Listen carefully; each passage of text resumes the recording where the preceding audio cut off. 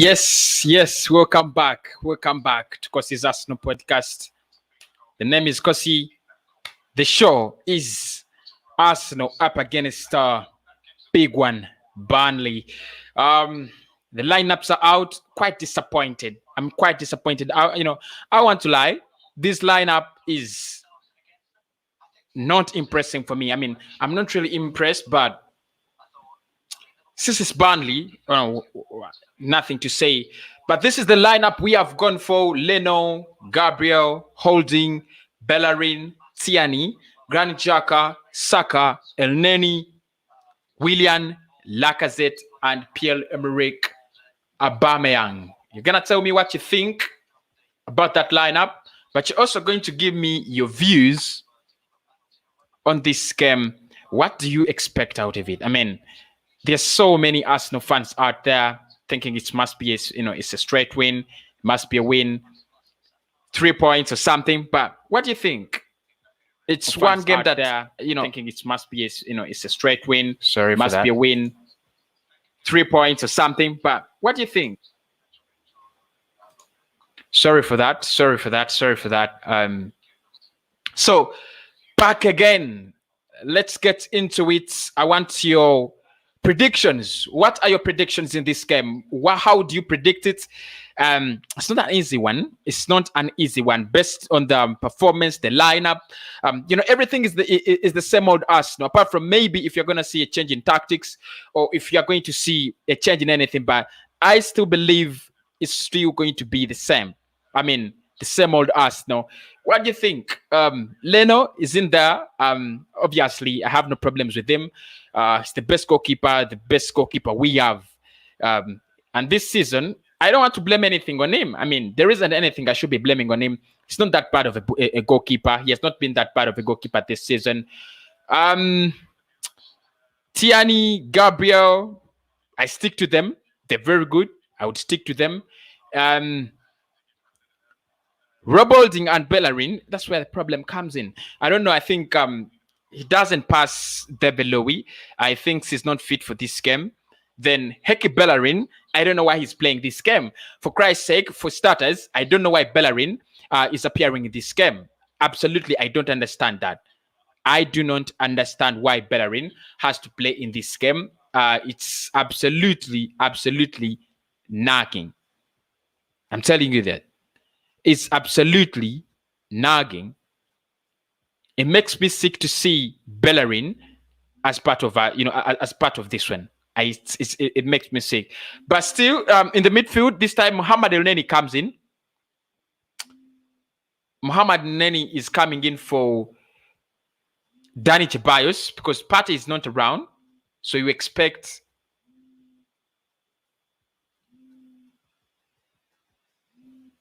Please do not call my WhatsApp. Do not call my WhatsApp. Please do not call my WhatsApp. So, there we are. Thoughts? I mean, this lineup shouldn't be a bad one. It shouldn't be a bad one. But I think there is an alternative for Xhaka. I also think there is an alternative for Bellerin. And there is an alternative for Holding. That's the problem. That's the problem I have. There's an alternative for those three players. Willian starts again. Aubameyang and Alexander Lacazette. Still, no creativity on the pitch. Like, we have always had the same problem. Manager knows it, and he keeps on going with the same formation day in, day out. Still no creativity on the pitch. Because Aubameyang, we know he's not creating any chances these days. Lacazette the same. Willian is doing the same. Bukayo Saka is the only creative piece you have. Xhaka is, I don't know why he's in this lineup. And Mohamed Elneny, probably the only box-to-box you have, but he is not any sharp, not any close to sharpness. He doesn't create any chances. So, no creativity again. I mean, no creativity FC is back. Nothing. You explain. You ask yourself at least why doesn't he play? Why doesn't he play Emily Smith Rowe or Joseph Willock or something. Because I'm telling you, this lineup is, I don't know. But if you look at the bench, what we have on the bench today, then probably you will understand what I'm talking about, because it's really making me sick. I just don't want to think about Arsenal and this lack of creativity and Bukayo Saka, again, the creative piece. Only one young lad to create chances for this time. Now, the bench has Ceballos, Maitland-Niles, Mustafi, Willock, Nketiah, and Smith Rowe. No Balogun. But I think Smith Rowe qualifies for the bench. I think he should get time on. Edin Nketiah, I don't see him, and he's not important this game because Nketiah needs creativity. You need to create for him. He's like a Aubameyang, so there is no need for Edin Nketiah in this one. Runason, Ceballos, Maitland-Niles. I thought Maitland-Niles should have started. I thought El Neni and Maitland-Niles should have played instead of Xhaka and El Neni. I thought Xhaka should be off. Maitland-Niles deserves to start.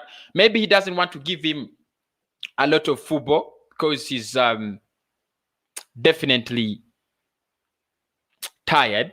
Maybe that's the reason.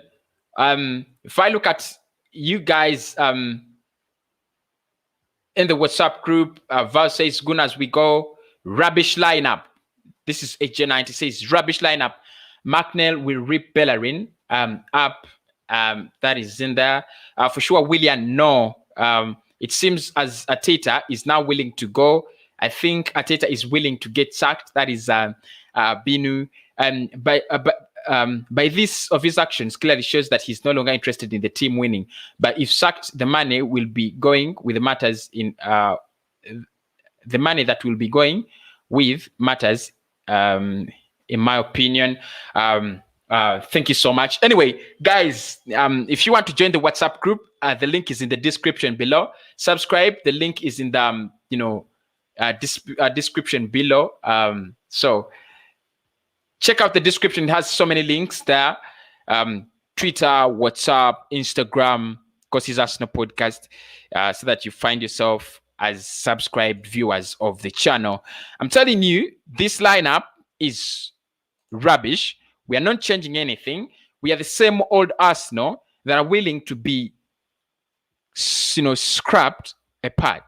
The same old Arsenal. I'm telling you this as a matter of fact. There's no way you're telling me that this lineup does anything different. No creativity.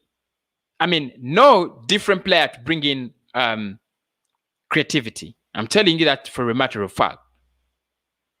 I'm telling you, that's a fact. No player, absolutely no player to bring the creativity. If you look at the team we used against Spurs, how different is it? The team we used against Spurs, the defense is the same. Mohamed El Neni replaces Partey because Partey started, and up front is the same. We had the ball we had a 91% ball position at some point in time in the game, and clearly, again, we couldn't make something happen. Still, we come back with the same lineup. I'm asking myself, what is wrong with Mikel Arteta?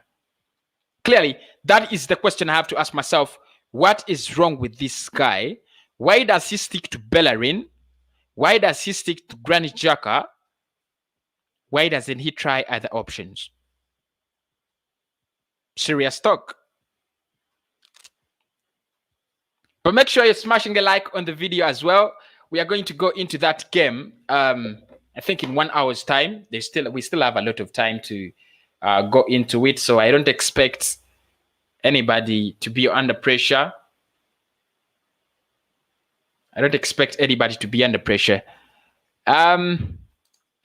Gabe says, I believe we are going to take all 3 points home. I hope we do. People in the backstage, I'm really watching, and I'm going to be coming on. It's okay. Why is he not using Reece Nelson? I mean, only him can answer that question. I'm telling you that, as a matter of fact, only Mikel Arteta can answer that question, because I can't get it why he's leaving the best players on the pitch, out of the pitch, and is using the rubbish players. If your internet is not stable, I can see a couple of people here want to come and give their views. If your internet is not stable, turn off your camera. It will be working for you. Definitely. Hello, Purpose. Hello. How are you doing, Purpose? I'm good, thank you. How are you? I'm good, I should say, but I'm absolutely not happy with this lineup, the one we're starting with today. Yeah, me too. I'm not happy at all. For me, I don't see a point of the Europa League then. We have a Europa League squad and then we just have a Premier League squad. What's the point, of a player, playing well in the Europa League if he knows he's not going to get in the team, in the Premier League? Like, I look at Cedric. I would rather play Cedric over Bellerin. Bellerin is so poor. We've seen him this season. How many games we played? About what? 12 11. games? 11 games, and we can see Bellerin is not good. And it's not just this 11 games. It's the 2-3 years before that he was playing, yeah? And he's done it under 3 different managers, yeah? He done it under Wenger, under Emery, and Arteta. Under Emery, you could say he was improving, but then he got that injury. But then he's regressed. He come back, he's played even worse. For me, I really do not like Rob Holding at all. I honestly think he's one of our worst centre-backs. If not, he is our worst. I'm getting worried now that Saliba might want to leave in January permanently, not on loan, permanently. On the Instagram post, he posted like in Guendouzi's after he scored, he said, hopefully they're like free me up from jail like they did to you. So he's saying he's in jail or Arsenal. And then I look at Xhaka. Xhaka, this guy he's our worst midfielder. I don't think there's any argument. He is our worst midfielder. Yeah, he is. For me, he should never have been able to get back into the squad after what he did to the fans against Crystal Palace. And then he's coming back into the midfield as if, he's been our best midfielder. He plays every game as if he's our best midfielder. He's our worst midfielder. Exactly. El Nene, I don't mind, because at least El Nene, he knows what he's good at. He does a basic performance. He doesn't do too much, yeah. But Xhaka, he thinks he's better than he is. He tries to do these sideways passes, these forward passes, lose the ball. It's not good enough. And then for me, I know Aubameyang scored loads of goals for us last season, but he has to be dropped. You can't just play him. He has to be dropped. Willian, I want Willian to be released. I want his contract to be terminated. He is poor. Why are we playing him against Burnley? He can't even cross the ball in properly. And oh my goodness, this is not good enough. I don't know, man. I just really wanted to see a younger team. I wanted to see like Balogun, Reece Nelson, Willock. But yeah, it is what it is, unfortunately. Hopefully we can get the win, This is Burnley. If we can't win against Burnley, I don't think we have any hope against winning any team. We're going to play Southampton, Everton, Chelsea next. If we can't get a win here, then I have no hope for the rest of this year, Yeah, definitely. Welcome on AJ90. Hello. Yeah. What's your reaction to this lineup? Not good enough. It's the same faces. I didn't want these faces, but to be fair, I'll be honest. I knew it would be happen. I knew Bellerin would start right back. I knew Xhaka would start in midfield. I knew Willian and Lacazette would start up front. It was gonna happen. I knew it was gonna happen. But in my predicted lineup, I went with Smith Rowe starting. I went with Balogun starting. I want to see these players. What does Balogun have to do to start a football match? What does he have to do? He's already shown in half an hour against Dundalk that he can start football matches. He can play for us. He can offer us something different. But why is Arteta not playing him? I don't know. It's definitely. I mean, I've seen so many people say this job is too big for Mikel Arteta, and you feel like, what if he needs time? But he's making it harder for himself. Yeah, it's making it harder. If you cannot realize that the right back you have is the worst in the league, you have 2 other options, then you don't qualify to be a manager. Yeah. He's making the job harder for himself. Any person, anyone, it could be you, it could be me, it could be Papas, it could be anyone. Anyone You could that has a football brain, Yeah. can tell that Bellerin shouldn't be starting football matches. He shouldn't Yeah. be. You Yeah. start Cedric. You start Ainsley. I just want to say something, yeah, quickly. Do managers honestly see something different to what the fans see? Because as a fan, we can see. Sometimes. I think as a fan, we can see Bellerin is not good enough. What is he doing in training to get into the squad? I don't know. I want to I know. don't know. Does He's he not a do? footballer. He's Yeah, a yeah, fashion model. yeah. I don't even know. Some of these players, I honestly, it baffles me how, they're getting the squad. Like just the normal Sunday league, you play with your friends. If you don't come to training, you're not gonna start. Yeah, that's simple, basic stuff. Here, you could do whatever you want. You could do whatever you want. You could probably get into the starting 11. I don't know what Willian has done to Arteta. Maybe it's in his contract that say he has to start 50% of games, 75% of games. What is in Xhaka's contract? What is in Bellerin's contract? What is in Rob Holding's contract? And I don't want to be negative before the game, but this is the same thing which has been happening for 2 years. Not even 2 years. 3, 4, 5, 6 years. That's been happening. And it's going to happen today. And today, yeah, I wouldn't be shocked at all if we do not win or don't even get a point. I wouldn't be surprised because I look at last season.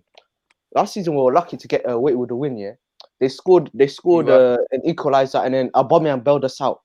This is not the same Aubameyang as last season. So what happens if he doesn't score us the goals?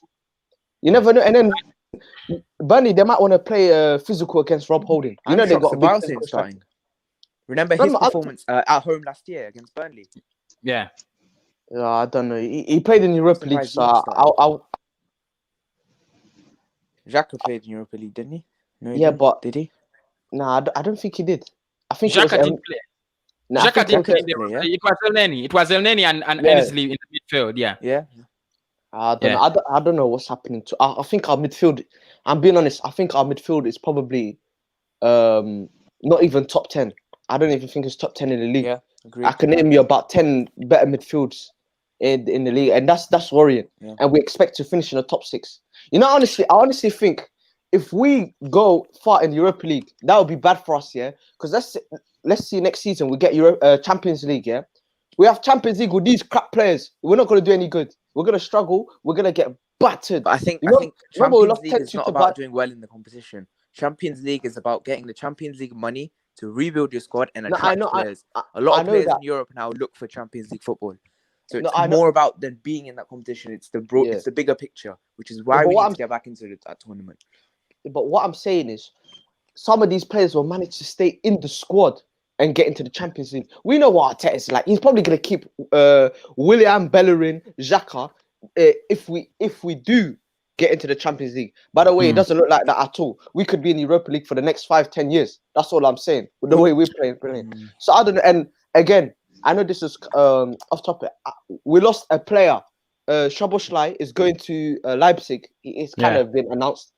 Yeah. What midfielder are we going to sign? Aouar's not going to want to come. Aouar, he's in a title race in Ligue 1. That's the best opportunity for him to win the title in France with Lyon. He's not going to leave in January. There's no chance he's leaving. We are doomed. We are in big trouble, yeah? And I hope you guys can try and bring some positivity because I don't see anything positive. I can't see positivity. Today. Yeah, man, I can't. I mean, there isn't any positives to take away from this one. There isn't. I mean, someone just said the Spanish connection between Bellerin and Arteta is obvious, but I mean, if you start this, then at this early stage of management, then you're gone. I heard Fabrizio Romano talk on a show the other day. He's saying that the board they're in love with Arteta. So yeah, exactly. It's saying if Arteta was in the relegation zone right now, they'd still back him because they know. I think I said this on your show a few days ago. If they sack him now, they'll have to go after a big name manager who will want his own players. He will want more money because he'll have to be a world class manager like Allegri, Poch, or Simeone, whoever. And no one will trust the process. They'll have to put a lot of money into it, which is something the board don't want to do. They want to go with the cheap option. They want to ride this trust the process. They want to like that thread I read out to you the other day. It's not. That's the sad part. We're not going to sack him. It's what I said last time on our show after the Tottenham game. Yeah. It's very predictable. Like I said it. I wouldn't be surprised if the board are not even worried about Arteta. they're not even thinking about sacking him. Let's say we're in the bottom three, yeah, in February, March. They probably think, oh, we'll give him a couple games, you know. No This team's is too where, big to go down. yeah, I know. But Because for me, I still think this some of our players, like the squad we have, is a bit too good, especially with the teams that are below us. You know, we got Sheffield United; they're really bad this season. We got Fulham, really bad. We got Burnley as well down there. To be honest, we shouldn't even be talking about relegation. But this is I'm just saying, what situation we're in. Now, I know we're not.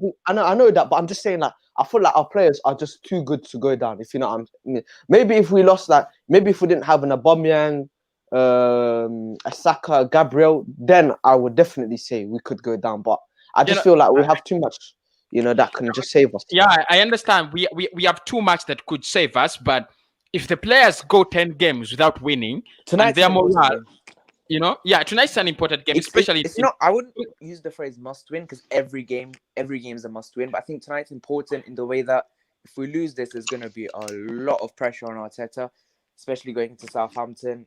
Good team doing well, and Everton doing well. I don't see him as a manager who can do well under pressure. Yeah, he'll crumble. He'll crumble by the game after Chelsea. I hope he's sacked, which is the 27th, my birthday. I want him sacked. I don't think it's going to happen. If we get, look, if we lose and Brighton win or get a point, we go 16th. That's we could be in the embarrassing. relegation zone by Christmas. No, I think Fulham, they dropped too many points. I don't think we'll ever drop below Fulham or West Brom even. I don't know, man. We need to start with a good performance today, man. I just want to see a good performance. I think we'll win. I want to see goals. We say that, but it's Arsenal. It's Arsenal. It's very, very unpredictable. Exactly, it's Arsenal, but I think we'll win. Yeah, so, me too. I think we should win, but let's see. Hopefully, we can. I mean, and for me, it's not a win. It's not a win I'm looking out for. It's Burnley. I'm like, if we win and we have played ugly football and we are, if the worst pitch, if we are the worst team today and we win, it won't make any sense. I won't come here and say it's I'm happy with the win. I want to see some kind of football. I want to see Arsenal play football because if we play like the way we are playing against Sheffield United, I mean it won't make any sense. It won't. True. Or the game against West Ham. West Ham had all it could take to beat us, but they were unlucky. I mean, they were just unlucky that they didn't take the 3 points. Yeah, I think this season, for me, this season I'm gonna go. I'll come back. I think this season has opened my eyes to see, like, even if we win, you have to kind of look at the bigger picture. You have to look at the performance. You have to look at, is this performance worthy enough for us to be happy with and then go into the next game and be confident. For me, I could just see it from West Ham. West Ham, if I'm telling you, if they played on another day, we could have lost that game. I look at Sheffield United, even that, if Pepe didn't do that individual brilliance, we would have drawn that game. Let's be honest. So this season's opened my eyes. I feel like over the past years, everyone's saying, I'd rather just win the game than play nice football. Look at us now. We are praying to have nice football. Yeah. It's not that. And I know that it's not that, but look, we are playing crap football and losing games. So we might as well just play good football and let's see what the benefit is. You know what I'm saying? It's just I don't know, man. Hopefully, the game starts in 15 minutes. I just want to see a good start, I want to go in the first half, the game's done. I don't want to go in the second half having to play. You know what I'm saying? I want to bring on these young players, but Arteta's digging himself a big hole, and he's trying to get himself out of it, but I don't see that happening. What do you expect in this game? Burnley going down, putting the low block, and defending with all their might they have, or do you think they are going to bring it to us? Feeling that we are beatable in the Premier League. It depends what their counter attack is like. If their counter attack is good, we could be in big trouble. We saw that against Tottenham. Tottenham 2 counter attacks, boom, they scored both of them. For me, if I see us concede from a counter attacking goal, there has to be changes, because how can you not learn from the last game? How can you not learn? It's simple stuff. You make a mistake. Okay, next week you learn from that mistake. if you make the same mistake 2 weeks in a row, I think that's worrying. And we make the same mistake time and time again. For me, I feel like Burnley, if they play their game, I don't see why not they can get a point. You know, I feel Yeah. like it's just so typical of us to go, you know, and lose or even get the draw. You know, I'm confident we can get the win, but I'm at the end I'm just expect the unexpected. But it's not unexpected; it's expected of Arsenal. So it's just all situations, you know, all type of scenarios you have to think about when it comes to Arsenal. Because Yeah. if you don't, then you're just lying to yourself. You know, last week I gave myself hope that we could beat Tottenham. That was a silly idea, you know. Yeah. So yeah, what do you think? What do you think about Burnley? I don't think they're going to come with a lot of you know, fear. I don't think they're going to come with a lot of fear. But I don't see them as a team that's going to open up, play and attack us. I believe they're going to play this kind of football, wait for us, and get us on the break. They will use Bellerin's weakness. They will, and I'm very sure of that. Then get us on the break if they can, because maybe the good thing is that we have a defender who's good at aerial prowess, so he can clear those balls.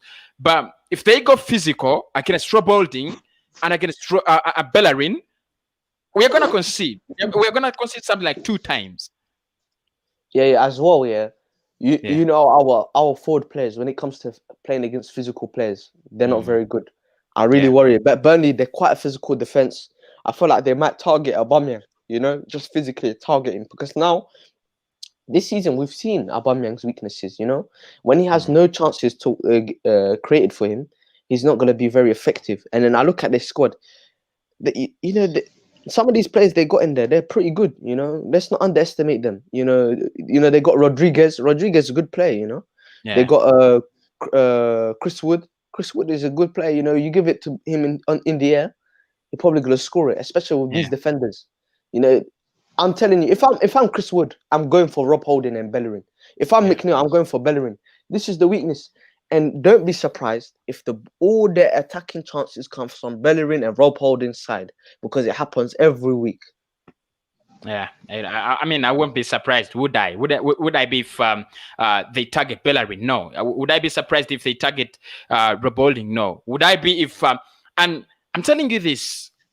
This is a game that we can win, but for me, it doesn't mean anything. I mean, it doesn't mean anything if we beat, Burnley. It will mean much more sense if we can go to a team which we have to compete with, Southampton or Everton. If we can beat those, then I'll be like, maybe, But I mean, this is not a game of, to pull off so much of excitement.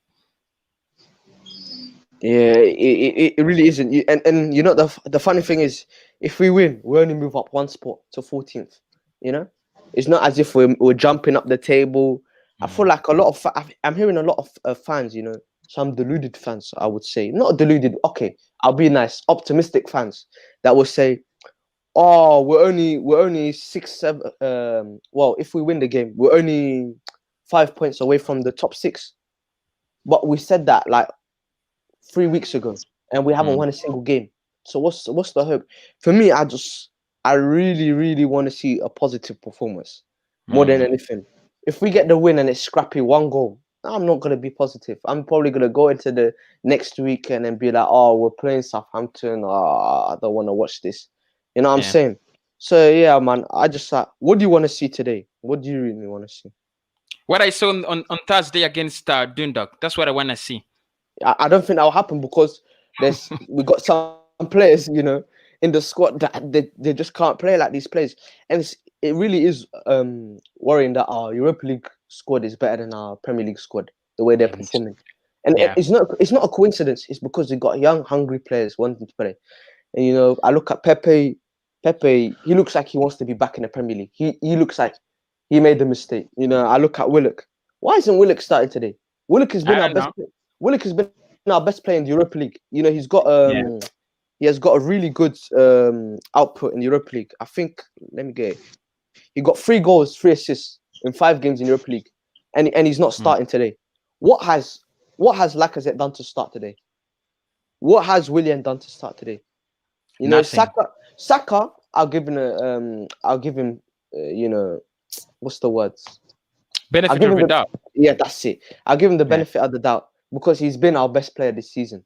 Yeah. But then even we have to be critical. Aubameyang, what has he done this season? Yes, he scored 22 goals last season.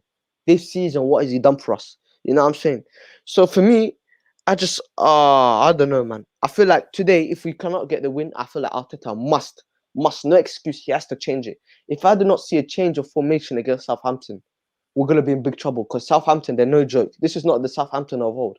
This is a very good Southampton side with a very good manager, very good players. You know, they're strikers. They're scoring goals. You know, I'm scared of their strikers. You know, you look at our defense. It's very worrying. You look at today, even Walcott. Walcott's playing well for them. You know. Yeah.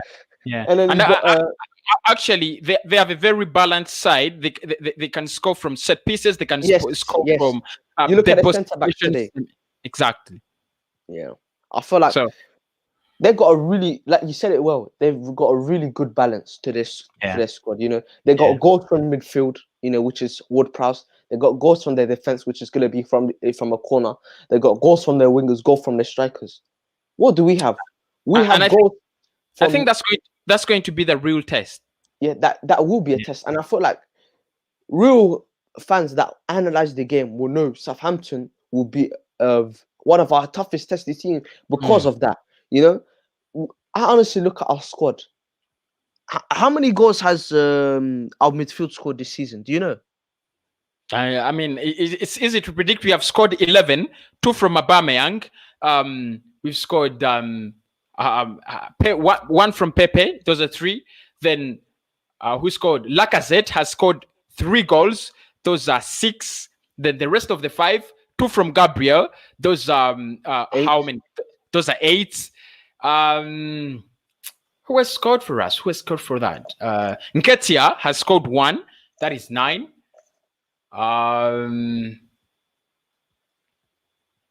Who else? Has Alnine scored? No, that was Europa League. That was it. Saka. Saka scored, didn't it? Yeah, Saka scored. And one more goal from who? Just looking for the last goal scorer. No Ceballos, no Xhaka goal, no Partey goal. We have no goal from the midfield. Well, let me just see. Let me just try and see the squad. Where does that goal come from?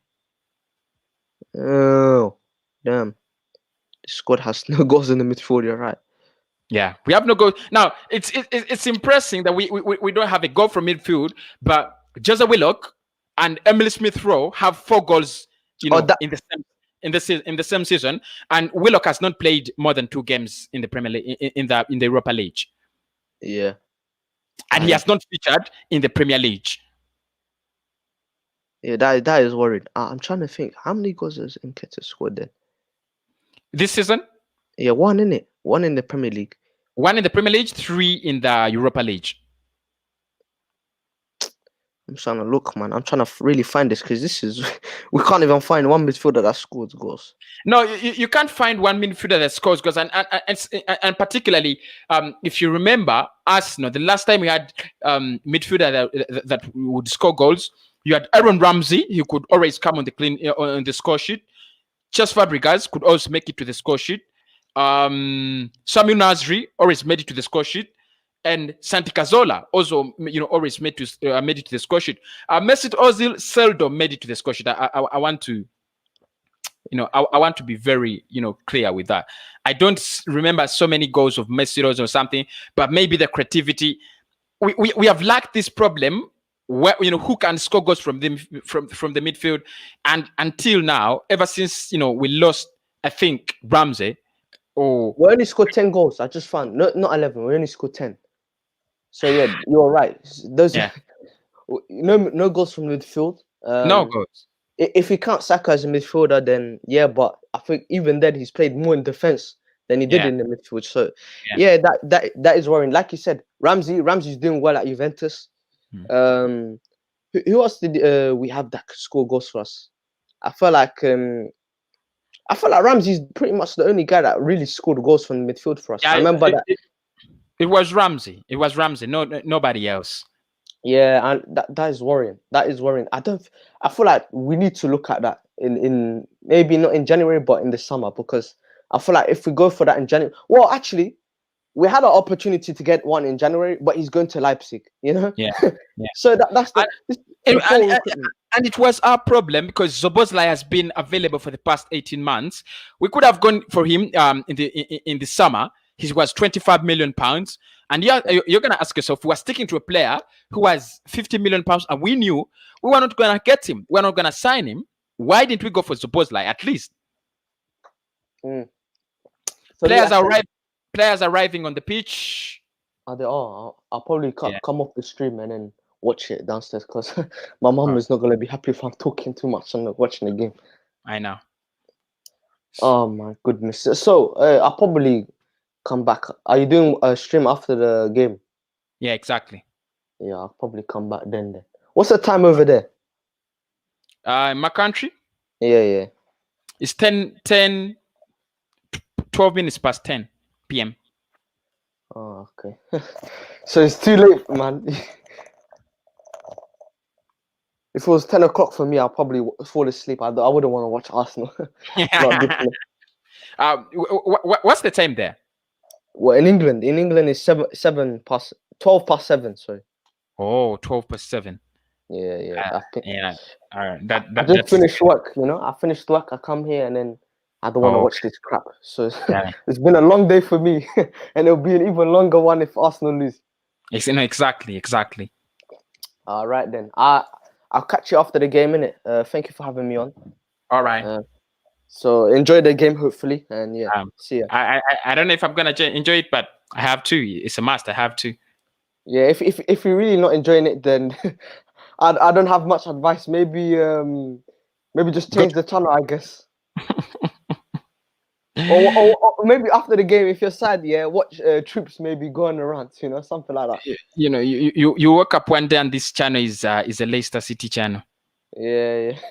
maybe you want to watch some people just crying or screaming Arsenal while you're losing, So exactly. All right then. See ya, man.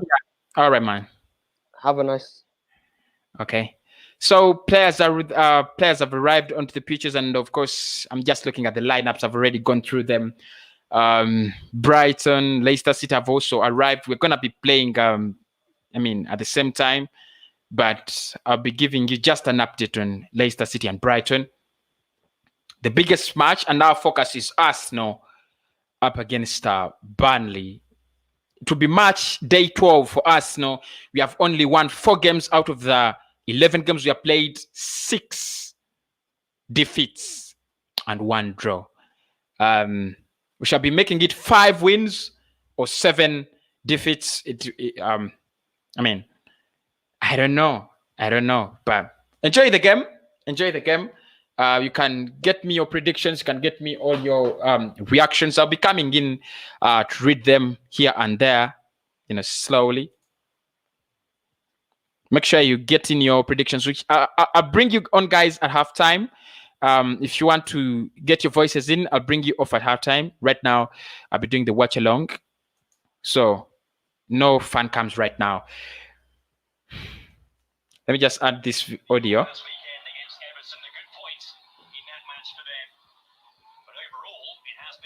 Start for 6 years, and there are some concerns about them this year, Dom. Yeah, they are. I think they got off to a bad start, but results of late haven't been too bad.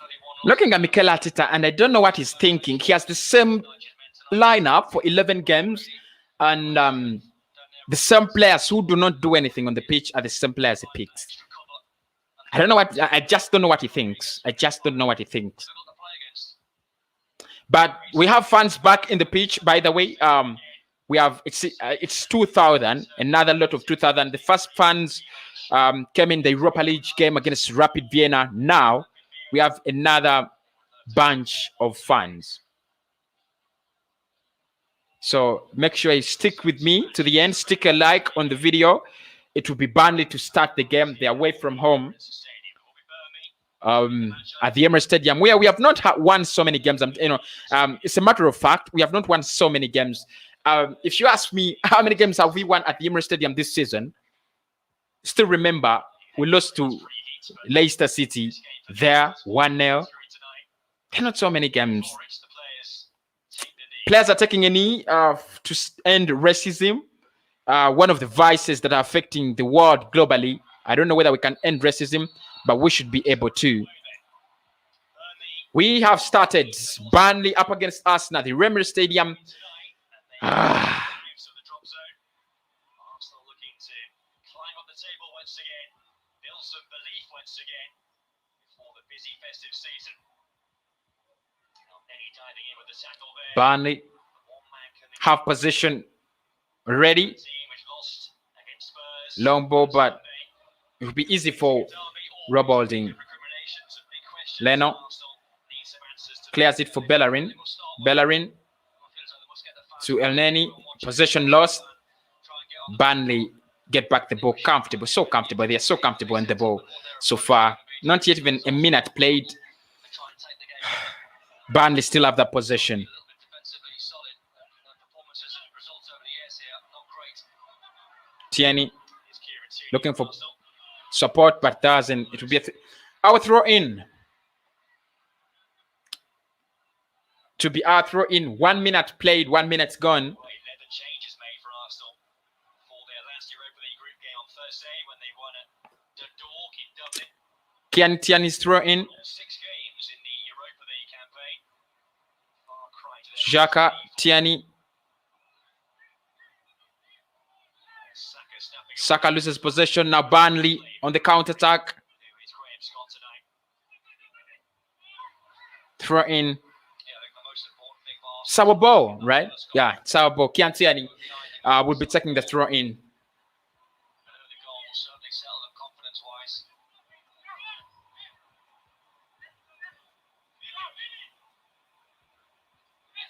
Tierney's throw. Tierney takes the throw. Here's Brady. Cleared by Burnley.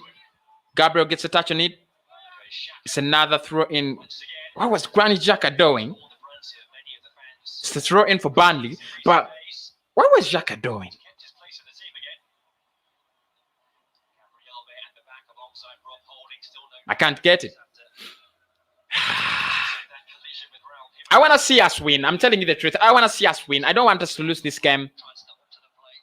However ugly the win is going to be, I want to see us win. But the way we have started, it doesn't show that we are going to win. I'm telling you, for a fact. The way I've started this game doesn't show that we are going to win this game. Great ball for him. Lacazette gets a head on it. It's a free kick. It's a high boot. Look around this Arsenal. It's a free kick.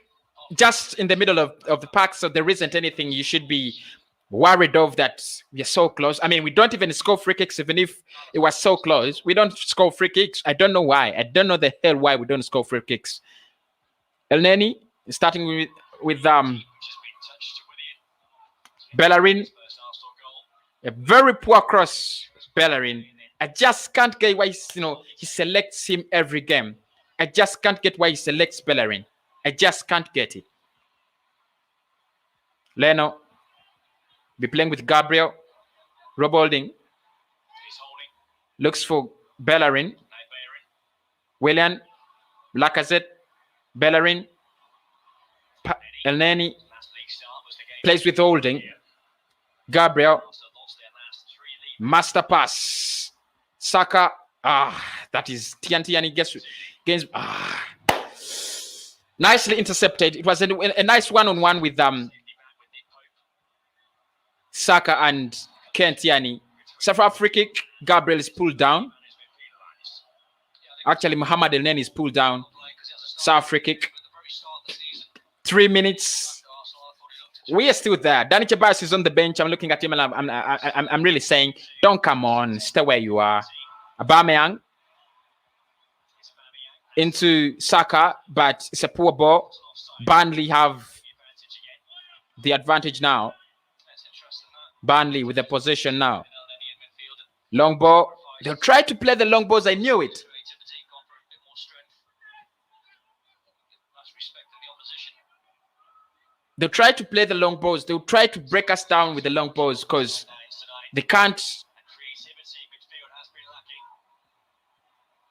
Burnley. Taylor. For Rodriguez. Rodriguez. Josh Brownhill. Look, Burnley looks so comfortable on the ball. It's like they know Arsenal is beatable. They know you can beat Arsenal. Brighton and Leicester looking to make a fast start. Leicester City. It's gone the way of Mark Albright in some space there on the right. Leicester gets a chance early in the game, but Brighton served by their goalkeeper. I mean, it's a nice, it's a nice shot, nice stop as well. Goalkeeper got the challenge. Burnley have the possession now. The body languages of these Arsenal players really communicates something so bad. I'm telling you this, it really communicates something so bad. When we lose the ball, we don't want to get it. When we have it, we can pass it forward. We are like stuck. We are stuck with the ball. When we don't have it, we are waiting to get it. And when we get it by chance, we don't have what, players don't know what to use the ball with. And then he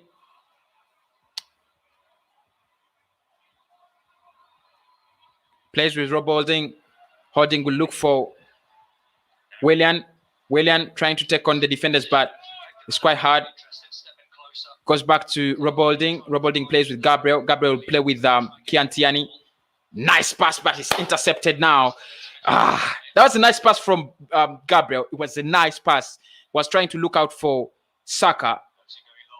Again, Gabriel gets the possession now with Elneny. Now Elneny plays with Bellerin. Bellerin, Lacazette. Pass that ball. We are too slow, for Christ's sake. We are too slow. Aubameyang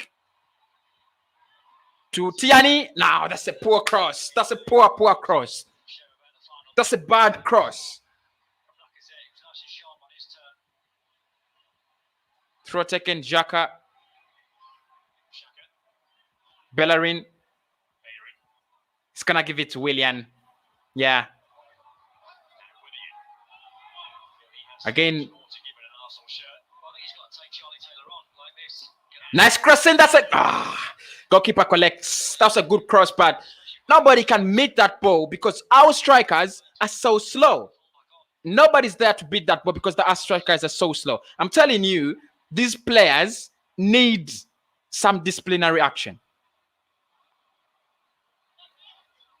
Tierney plays with Aubameyang. Aubameyang falling a little bit deeper to come for the ball. Elneny, Xhaka, back to Gabriel. Rob Holding. We are playing the same way we're playing against Spurs. I'm telling you, we are playing the same way we're playing against Spurs, and they're gonna get us on the break because that's what they want, and that's what they're doing now. The difference is Burnley are not so clinical at counterattacks. They have not mastered the art of counterattacking. If they had, then it was going to be so easy for them the way it was easy for Spurs. I'm telling you, it's a matter of fact. I don't know what kind of football Burnley playing. It's like they want a point and they know you can contain Arsenal with or without the ball. And if they're going to do that, I won't be surprised if it's a 1-0 draw or if it's a 0-0. We are barely getting to their box and they're barely getting to ours. And this is working for them so far. This is their plan. Because they're not playing counter-attacking football. They're not. Still 0-0. Not so boring, but nothing, exciting about the game. It's still 0-0 and boring. Matter of fact.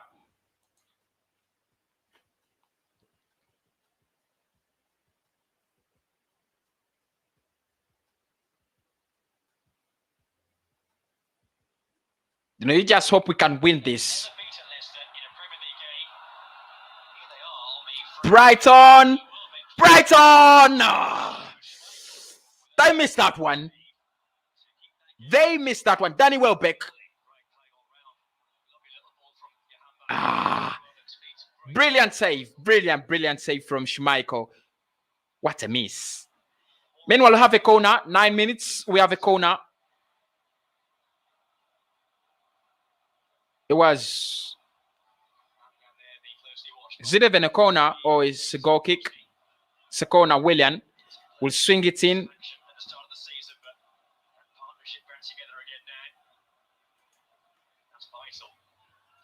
Willian starts with Bellerin. Bellerin back to Willian.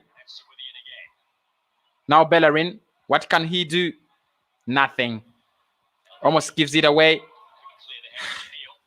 That's a bad corner. Why do you start that ball? Everybody's waiting for it in the box. You start it and you can't deliver. Xhaka. Back to Leno. Leno plays with Mohamed Elneny. Elneny with a good long ball. Looking for Kiantiani. It's just too long. Just too much on it. It was a great ball though. Brilliant. It was a great ball. It was a great ball. Yeah, that's one of them. Next time Elneny gets it, he'll just drop that a little bit deeper. I think it's just a radar finder, that one. Just slightly too hard. Well, the pin is 10 minutes, 41 seconds gone. the playing game is starting amongst some Arsenal fans. Is it the players? Is it the system? Is it the coach? 1 point and 1 goal in their last Burnley now games. have the possession. They pump it forward. Their plan is so clear. They want to pump this. I think Burnley are playing for a draw. It's clear. Saka releases Aubameyang. That's a nice one. Willian. Aubameyang.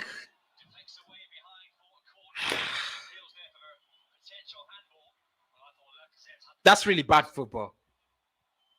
It was a nice build-up. Saka releasing Aubameyang, and Aubameyang chipping it just in for Willian.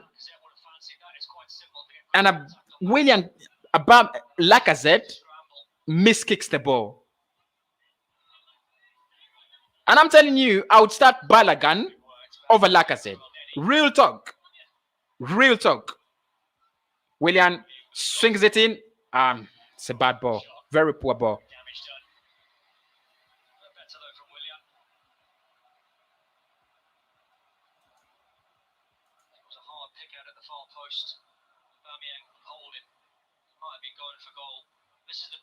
This was a chance. I mean, Lacazette kicks this ball. The ball is almost 7 yards off the goal, and it. I'm telling you, we are not getting out of this. We are not getting out of this.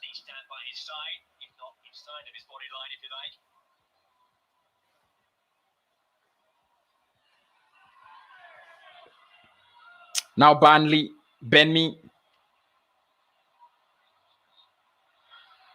They're so cool. Burnley is so cool. I think they know if you're gonna beat Arsenal, don't panic, because Arsenal doesn't have the ability to make you panic. Now Burnley, Rodriguez, Brady with a good cross, a nice header. We survived. Woods. We survived. I'm telling you, how the hell did that one not go in? I'm still scared. It's a free header. It's a free header. And this is the plan for Burnley. This should have been 1-0. It should have been 1-0. Nice build-up play from Burnley. I give them credit. It should be 1-0. Chris Wood, we survive. I mean, we should be grateful that we have survived, and I am grateful. But very poor defending. Chris Wood is alone in the box.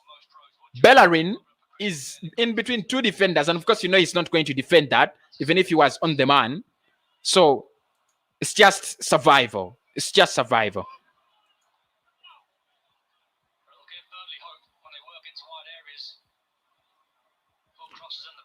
They have the better chance on goal. I mean, they're a free header, and we should have the better chance on goal because Alexander Lacazette is, clearly 7 yards from the line and should have scored that, but he doesn't score it, and Wood meets that ball. I mean, they have the better chance. Lacazette drawing forward and he loses the ball. Why don't you pass it round?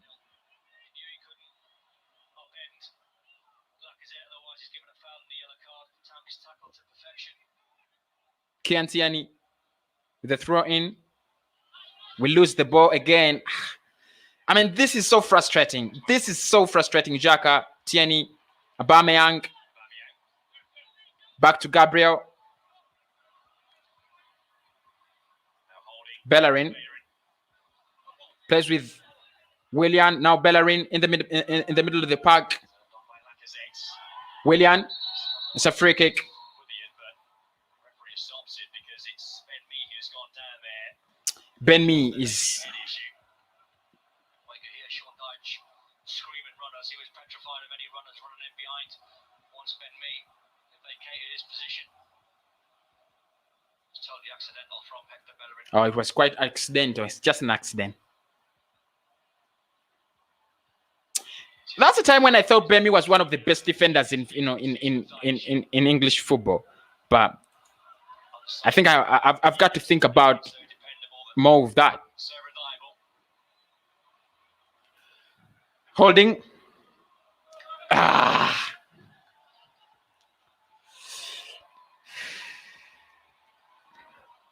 Just searching on How much did we buy Rob Holding and Hector Bellerin? the cuff, and that's what happens when you Because both of them can't make one good defender. I'm telling you.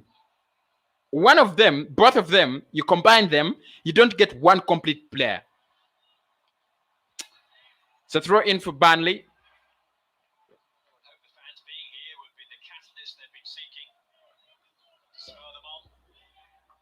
I just pity the fans who are out there watching this game. And you're out there watching this, piece of crap. Very, very boring. It's like we are away from home. Rodriguez. Joy there against Gabriel. Gabriel wins the free kick. And we have started it right away. Granit Xhaka. Shaq now on the ball for What does he think of doing? Tierney, Arsenal. Saka. Saka, and it will be a throw in. Take it fast. Take it fast. Just slightly short on We are so slow. Burnley is just reshaping their defense, but we cannot use the advantage. We are so slow. No. Every player on this pitch is so slow. Aubameyang, Lacazette, Bellerin. Try on shot. Nah. Deflected away. I'll give that to Bellerin. He tries to shoot outside the box. This season, we have not seen so many Arsenal defenders do that. He tries to shoot on target. He tries to shoot outside the box. Not so many Arsenal players have done that through the third corner of the game. Swung in. It's missed. El Neni, what does he try to do? Releases Tierney. Nice crossing. Who missed the header? It's a bad header. It's a bad header. And cleared by Burnley out of danger. May have been holding his hand. Either way, it wasn't spotted. Yeah, it might have to be. Sean Dyche, Leno game plan if Arsenal are going to open you up, let them go down the flanks and put crosses in the box. plays with Granit Xhaka. Xhaka plays with Holding. Give me and Taylor to deal with any balls. Xhaka is a little bit more deeper than you would expect. But, I mean, I think he's trying to protect Rob Holding because he's the worst player When players are not in playing that defense. at ease with lots of confidence, you see players take Second to Bellerin anyway. just playing a little bit safe. Now Leno, Xhaka. That's the Arsenal players at the moment. What are we doing? We are playing at the back so comfortably. Drive that ball forward. Like I said, nice. But poor pass. This is so frustrating. I mean, it's so frustrating if you're watching this game. It's so frustrating. Tell them to move up front. Otherwise, you could throw a blanket over 3 or 4 Arsenal players in that midfield. We're breaking a record now discussing the Arsenal midfield area, but just lacking in that department, that spark and creativity, which they seem to have so many players in recent years who were able to provide that. Well, Samias has got that, but obviously they Xhaka. can't trust him against this opposition. Nice long ball. That was nice. But the goalkeeper is there to meet it. Nice long ball. But Tierney can't run. You should run. I mean, you're not the only, you have an opposition. You're not the only player on the pitch. You can't run. We can't beat our opponents when we are playing so slow like this. Saka, it's a bad ball. It'll be a goal kick. Poor ball. No complaint. Poor ball. Very poor ball, Bukayo Saka. It's a corner. Was deflected. Time to shut down Wednesday off him. Who's a threat on the ball? Willian will take the corner. Swings it in. Again, it misses everybody. Bellerin looks for company. Tierney. Now Xhaka. Long ball to Willian. It's Aubameyang. Down in the right. Aubameyang plays with Lacazette. In the middle, Lacazette. Xhaka. Now Saka. Nice ball in. What a ball. Rob Holding can't just mean it. I mean, he wasn't going to score even if it was as perfect as perfect. He wasn't going to score that. Brilliant from Bukayo Saka. What a ball. What a ball. Not so perfect though. Not an easy one there. But I mean, it was a great ball in. Great ball in. If it was a player like Olivier Giroud, he would have stood more chances. They give this away. Aubameyang. Not the connection. Referee doesn't give a penalty. Nice clearing. Nice clearing.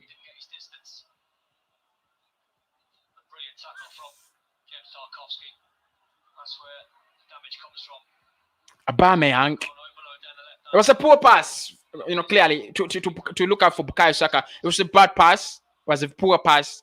Too much ahead of him, and the defender gets there fast. But now Burnley, Gabriel with first header, another second header. It's a goal kick. No, it's a throw in. Rodriguez there. Ex-Southampton player, if you still remember. He's quite a dangerous player. Elneny. Now with Gabriel. Looks for Leno. Leno. Nice spot to Bellerin. Bellerin now.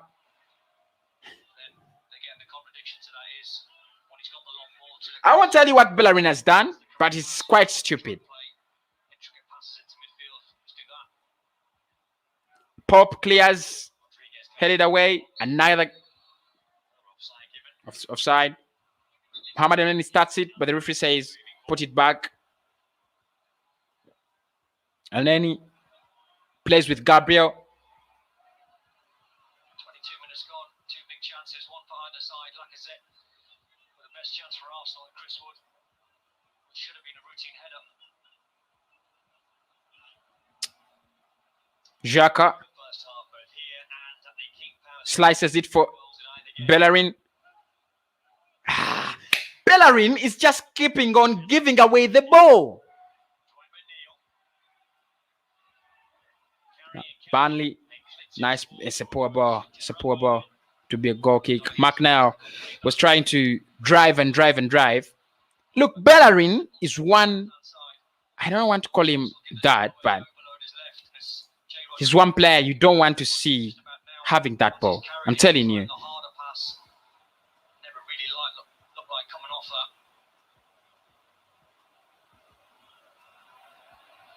Starting a 50th game in a row to Burnley tonight.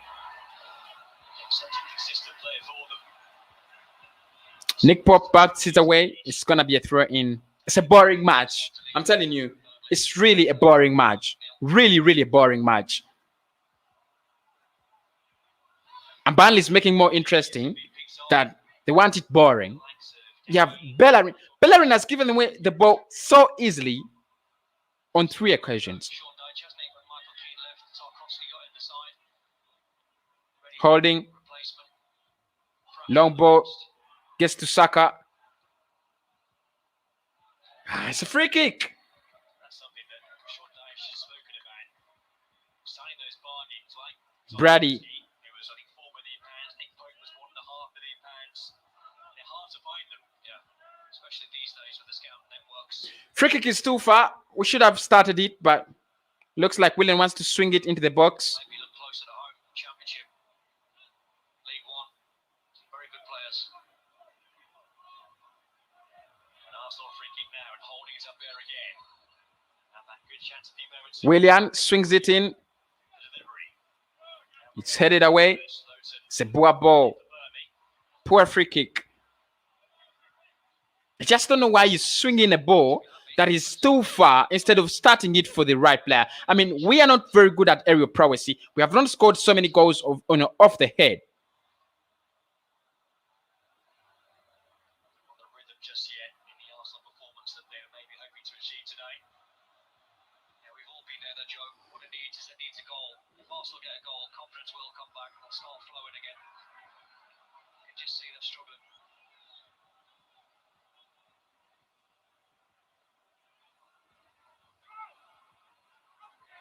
You end up being petrified, making a mistake.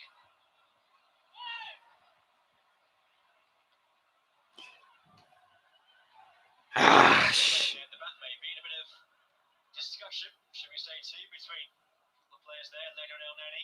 And I'm just looking at Mikel Arteta and I'm like, if you were Chelsea or another kind of team, serious team, Mikel Arteta should be, would have been sacked by now. I'm telling you, it's a matter of fact. There's the chance. It's Jamie Vardy there from a tight angle, but in a very good position. Arteta would be sacked by now. Leno plays with Rob Holding, Justin was in there as well. El Neni, Willian. What can he do? Vardy, who scored the winning goal late on last weekend. Nice from Willian. He scored Looks out for Gabriel. season Nice control there. games against Brighton. Again. Bamian cannot meet it. Now Burnley Into this game. settling in well. They want to cool the pressure. Burnley are doing so well. Whenever we add some pressure to this game, they cool it. Whenever we add some pressure to this game, they cool it. And he comes so close just seconds ago. Well, this time they have found the back of the net, and it's James Maddison. Madison scores for Leicester City. Way through. The player who was a doubt for this game after a knee issue in the week, fit to start, and he scored. And Leicester Madison, what a strike. goal to nil. What a strike. Just got himself in the pocket there, James Maddison. He is a little bit fortunate. Leicester 1-0. 0 Brighton. Now Arsenal on the attack. Lacazette. Minus! No!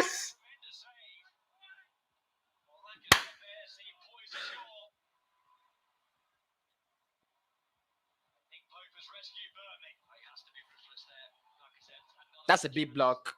Brilliant save from Nick Pope. Fancied Lacazette, as soon as that ball was worked into his feet from that distance. Again, Lacazette misses another sitter. You've got to do better than that. Lacazette is surely overrated. Wide by Aubameyang. Tierney trying to cross in the ball. He does try it. Ball by Brady. He thinks not. No, not from me. Not from that close range neither. It's going to be a corner kick. See Tierney's trying to twist it. Maybe struck a little bit at the arm, but more of the sort of ribs area. It's a corner. It's a good spell. We are not getting out from our corners. We have around 5, but they are useless. Yeah, just in front of Pope. Willian Willian. cleared away. El Neni, It's Tierney. Tierney, El Neni now. Xhaka, Saka with another cross. It's a bad one, but it will count as a corner. At least we have added some little pressure. I mean, some little amount of pressure to this one, but not really one. Not one game that you're thinking about and like, I may ask, what? Lacazette. I mean, Right-hand corner. The gap is to the right-hand side. that's so bad from Lacazette. You got to place that ball harder. Place that ball with energy. Willian brings in the cross. Williams cross. That's a good one. Ah. Attacked by Gabriel. Gabriel attempts, but Goals in these early months of his Arsenal career. not really. It's a goal kick for Burnley. Willian this time. Yeah, that's his second one from that side. That's a very good ball in. Very good ball. Very good ball. Again, I think Gabriel could do a little bit better.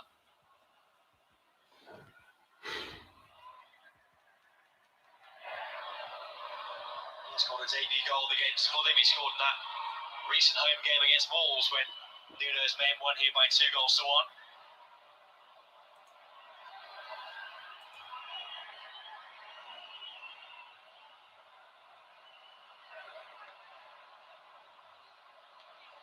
Set up then with a header. To the keeper again, where Leicester have just got in front against Brighton, leading 1-0, but looking to double their money. Just in there with a cutback on it. Leicester City, they missed. Some way make amends. What a miss. Brilliant save that is. What a miss. Just looking up with a little bit of room. Perez with a shot off left-hand corner. Very, very good stop. Jose Perez, who scored his first goal of the season last weekend at Sheffield United, that 2-1 win. Reminder for you, if Leicester win the game tonight, they will go just 1 point off the top of the table. Into third place. Bellerin, Southampton, splinting. Now Willian, Yeah, a few teams dropping points. Willian, Around the top four. Willian.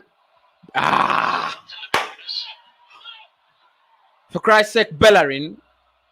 I mean, Mikel Arteta should just put Bellerin off this page. I'm telling you. If Arsenal fails to win this game this evening, it'll be the first time in 12 years that He can't stop the ball. He can't. 6-6 and won on the same match day in the Premier League. We are waiting for a foul throw because it has to happen. It has to happen. Long ball, foolish ball. Times are changing. That big six is not really the top six anymore. Thanks to Leicester, the gate crashed out of this season. Teams like Southampton up there as well, they're fighting. West Ham even up there in the mix as well. It's a free kick to Burnley, Someone to try and creep in there. just at the center line, so West Ham, not so scary. Leicester, 31 minutes gone. Burnley is still looking so good. We have had an equal number of scary chances. Should be 1-1, so it's only fair that it's 1-0. Tarkowski went in there. It's a free kick. I think it may have been Kieran Tierney. He stayed down. Actually, his Tian is down. I think he has hurt his face. I didn't see any malice. He did go in for a challenge with Tarkowski. Something has got the players riled up here. Robbie Brady is in quite vehement discussion with Aubameyang. Tarkowski comes across to try and calm things down. I'm not sure whether Robbie Brady didn't put the ball out of play. Because once Kieran Tierney was down. I'm not sure if he's seen the flag behind him. Thanks everybody for that. I mean, That's what probably Gabriel saying, put the ball out of play. 17k subscription. It really means a lot. And the average view duration, it also means a lot. Here's a foul. They're clearly building something somewhere. Just one of them when the centre half gets a jump on. Kieran Tierney's never really going to win that ball in the air. Well, the offside flag goes up. And then there's not much there, is there, between Brady and Saka? Kieran Tierney is still down, still injured. Just standing on the ball. So we're waiting for his return. Look for it. Yeah, it's a cheap one. That's one of them where you're just trying to wind the opposition up. But it works. He got 4 or 5 players over to him. Yeah, but he got a yellow card for his troubles. So Subscribe to the channel, like the video, smash a like on the video. It would be much appreciated, really much appreciated. And I'll not forget to get you more of my content. The play is off. I mean, the play is up. It's our free kick. Leno will be taking it. driving rain now at the Emirates Stadium. That's Burnley then gets the game back going again. Tell me, what are your thoughts on this game so far? I mean, it's not an interesting one, really. It isn't an interesting one, though. But it's a watch along. I just want to be free. I just want to watch it, and I'm like, okay, what is this kind of hell there we are doing? Brady. Holding wins it. Granit Xhaka is doing absolutely nothing on this pitch, and Bellerin is a liability. Wait for the halftime reaction and the full-time reaction. I'm gonna say this: Bellerin is a liability, but Xhaka is absolutely doing nothing on this pitch. Bellerin now, again, he loses the ball. He can't just do anything right, Bellerin. He just can't do anything right. He just can't. The next team to visit here, so a couple of games these for Arsenal. Arsenal, where The times he has tried this ball, there are only 2 times he has tried something successful on this pitch. The other times, he misses, he missed times, poor passing. talk about the end game, stick 3 Bellerin now, and we are using his wing. confidence and momentum. I think we have turned from using the left wing, now we are using the right wing, but the crap is all the same. Nothing comes out of it. Clear chance. Kiantiani now to Aubameyang. That's what are you doing? Bellerin. Willian. We are close to the box. Willian. Crossing is blocked. Now, again, they lose the ball. Willian. Willian. That was selfish. Try to pass the ball. I mean, I don't know why these players don't have some of the basics. I've seen many players out there. They have the basics. Get that ball. You can't go on with it. You can't dribble, further. Pass it to the person around you. Elneny is available. He can't pass it. He loses the ball. And Coup by Arsenal to bring him here, but it's not really clicked just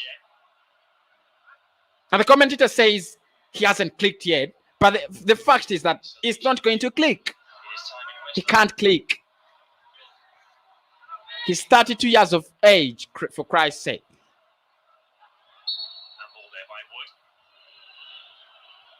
Still no nick of the Pepe, by the way, for Arsenal this evening. He is still serving suspension off the back of his red card at Leeds United. There was some Gabriel, might see a glimpse of Gabriel Xhaka. in the squad again. He has reappeared for the under-23 team this week, but Xhaka now. fully fit enough yet to be in the first team. Gabriel. Don't give it to... Just knock it on the Again with Leno again. Look at Ketia. I'm a massive fan of Maitland-Niles, And we're losing a lot of time playing at the back. especially towards the end of last season winning FA Cups. I thought he was terrific. However much we build this ball from the back, we are not scoring. We are not creating chances. It's like we are playing from the back to waste time. We are wasting time. And this is what Burnley want, because they want a draw. They want a point. It will be good for them. It's a free kick. Alexander Lacazette with the foul. This season, Eddie Nketiah. Actually, Arsenal sold I thought Arteta would have benched Bellerin, Aubameyang, Willian today, but it's unfortunate he used them to start. It's high time Arteta is sacked. I mean, he's just doing a lot of crap. He's just doing a lot of crap. I'm telling you, he's just doing a lot of crap. Burnley have a free kick, and this is what they want. This is practically, their plan. not doing it. There's enough on that bench. Bring that ball for them. They want to, Change it. Westwood with a free kick. Leno collects. But this is what Burnley want. Clearing away. You got Bellerin Just pacey. again. Bellerin, why don't you get him off the pitch? This Seems easier for sucks. managers to give youngsters I'm telling you. time when they're winning. How many times has Bellerin lost the ball and fucking Mikel Arteta is not putting him off the pitch? We have one player who's losing the ball all the time in transit. He's losing the ball all the time. Bellerin. He's got to move the ball quicker. Get on 1 and 2 touch. We are too slow. We lose the ball so easily. Nice one. Thank you, Kiantiani. Thank you so much. If we have a player like Kiantiani down on the right, that would be, if you cannot create chances from the midfield, try to use your fullbacks. They can do it. But Bellerin needs to get off this speed fast. I think Granit Xhaka took 3 touches out to his left side player. Tierney took 2 touches. and put the This is ridiculous. This is ridiculous football. I'm telling you, this is ridiculous football. That's what I think the message will be from Arteta at half time. Move the ball a lot quicker. Players are too slow. And then is slow. Shaka is slow. Saka is slow. Everybody's slow. Here's Bellerin. Half time now, just over 5 Willian. minutes away at the Emirates Stadium. Willian. Bellerin. What are you doing? Again. Through here, as Willian. but Leicester. Again, we give the ball so easily. Again, we can't pass. Simple basic passing. We can't do that. This is stupid football. You can't pass the ball. I'm telling you, we can't pass the ball.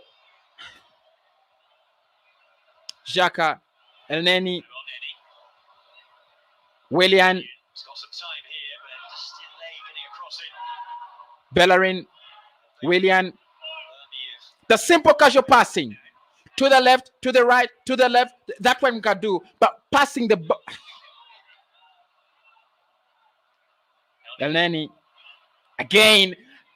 I mean, what are we doing? here, Arsenal. Willian onto Saka. been offside there. He's offside. We can pass that ball to the left, to the right, to the left, to the right. I'm telling you, but we are not passing that ball to the dangerous areas. We are losing the ball like we are playing Barcelona. Brady drops it. We have had goals at the King Power. This makes me sick. And a game between Leicester and Brighton. And Leicester City having a fine night in the East. Again, Leicester City. Wow. Vardy. Brilliant goal from Vardy. Brilliant goal from Jamie Vardy. Leicester City 2, Brighton 0. I would rather watch. I'm telling you, this. These are facts. I would rather watch Leicester City than watch this, crap of Arsenal. It's a fact. You enjoy the streams of other football. I enjoy the streams of other clubs, but you cannot enjoy Arsenal football. Now Burnley with a crossing. Burnley now.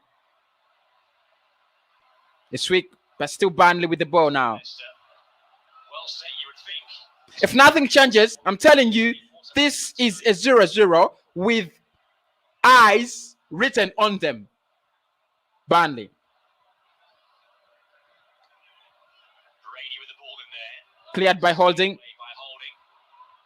Again, Burnley get the ball back. There's a VAR check going on, by the way. And the King Power. There's a double check whether there's an offside involved in that Jamie Vardy goal. We'll bring you up to date with the news when that check is complete. Burnley have sat now comfortable. They're comfortable. Come on. This is Arsenal. The header for Arsenal. And then we are playing like a crap team from Championship. I'm telling you, Fulham has played way much better against Liverpool than we are playing today. Change here. Saka. Saka with a nice crossing, but McNeil for a corner. I'm telling you, this team Target. has one tactic: Alex. get the ball to the wing and cross it in. Well, the news is that Vardy goal does stand for Leicester. Leicester City have 2-0. 7 corners, 7 damn corners. Nothing is coming out of them. 7 corners, nothing is coming out of them. Willian, another swings it in, header, but the goalkeeper is there. Contact though he was hoping to make. It was Gabriel who was going in with the try. If Arsene Wenger has been given this crop of players, he will contest with the league. No. I want to hear that. I don't want to hear that. It's not true. We have had Arsene Wenger at the club. I remember he almost had even the same players who are not contesting. We're out in the Europa League then.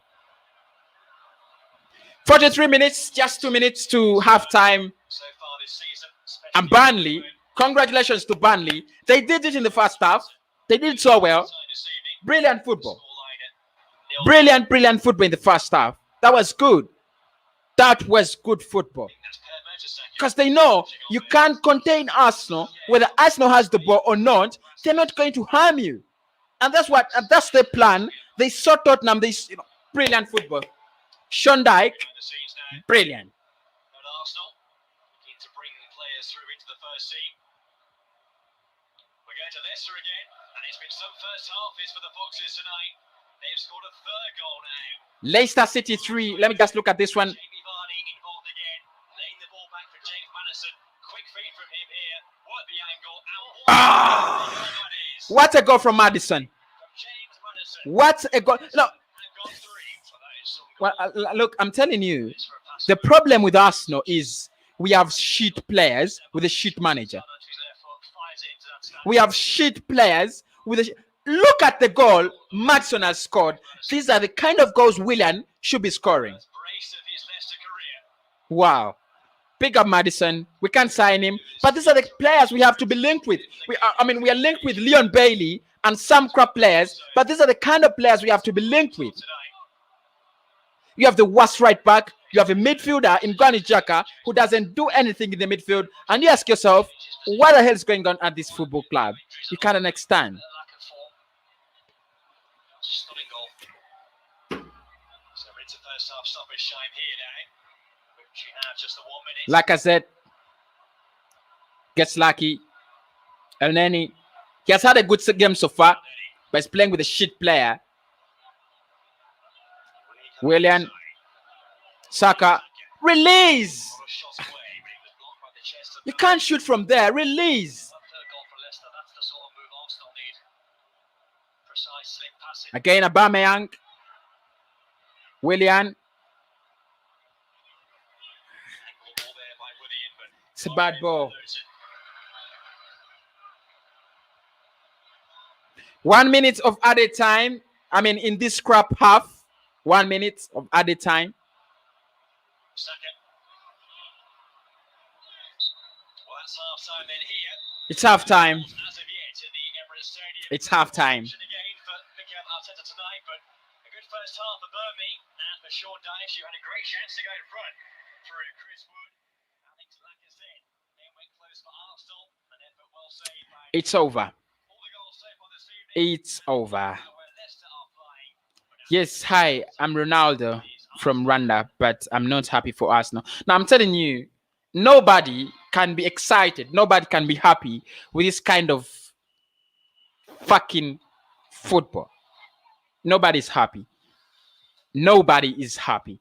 But it is halftime, though, and it is 0-0 here at the Emirates Stadium. Arsenal still yet to find the back of the net. Burnley also still yet to find the back of the net. We have had a couple of chances in this game. Chris Wood should have put Burnley up front because he had he gets a free header, and you think Arsenal can trail again. But before that, Alexander Lacazette gets a clear chance. He gets a clear chance. He can score. He doesn't. He miskicks the ball. Where have you seen a striker overrated? I would say just get him out. There are players that we need to get out, but this guy should be out of Arsenal before anybody thinks about it. He should be out. He is a bad player. He is shit. He is a bad player. He is crap. He is absolute crap.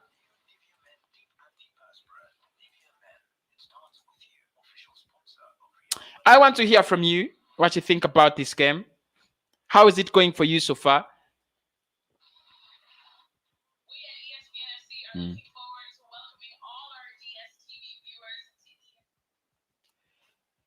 How is it going for you so far? I mean, what are your thoughts on this game? What would you say is going on?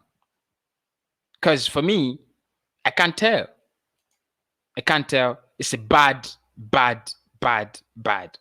It's so bad. I'm telling you, it is so bad. I just can't believe it. I just can't believe what we are playing. Poor football, fucking football.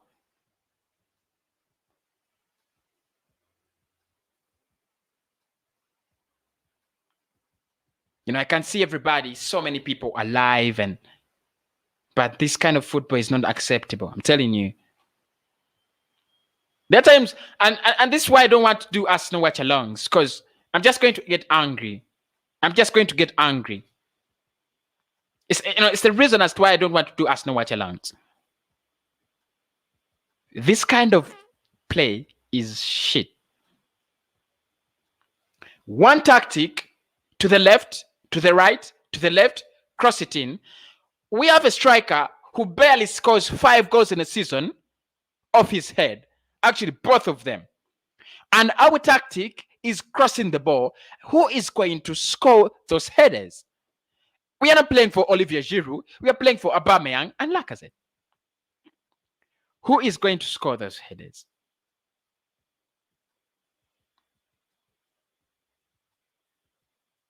I'm telling you, I want to get off the stream. I want to close this stream. Because this kind of football Arsenal is playing, for me, is just not acceptable. I'm telling you, it's a matter of fact. A bad first half. A very bad first half. Where you don't think there's going to be a change. Where you don't think there's going to be something better. No. It looks like we are the same flat Arsenal that played Tottenham, West Ham, Sheffield, the same flat Arsenal. Bellerin, I'm telling you, Bellerin has given away the ball while trying to pass to the next player more than 4 times in this game. And he has done that in the past 11 games, and he's still the right back we are using. I want to listen to the analysis from Ian Wright. Confidence, they've had a couple of chances, and when you're playing as poorly as they are at the moment in respects of creation, and you get those chances. No, they're not chances. I can't believe. Had a few chances. I can't believe you're saying we have had a few chances. I think Burnley have had 2 decent chances, and they should be up. Goals. And like you said, there's a lack of confidence in general at Arsenal at the moment. And that inevitably plays out in front of goal. He had a couple of good chances, the second one being certainly the better one. But he's thrashing at them. He's Lacazette will make you sick. Look at this ball. So he turns and he's ready for the next one. But again, that's a snatchy type of finish. It's almost, you're so eager to score a goal that you don't go cold in front of goal. You almost rev yourself up. Your heart rate goes up. You think, here's my big chance. And he snatched at it. And then the second one, righty as well. We're just debating whether he should be going high here. The thing is, Mike, is that with 2 chances from Aubameyang. I'm telling you, we should be playing players like Balogun. That's the truth. We should be playing players like Balogun. It's the truth. Because Aubameyang and Lacazette are shit. I'm sorry to say this. Aubameyang and Lacazette are shit.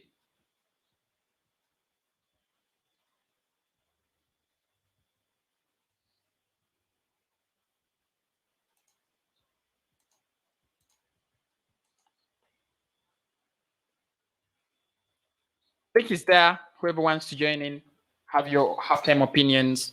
I'll be listening to them.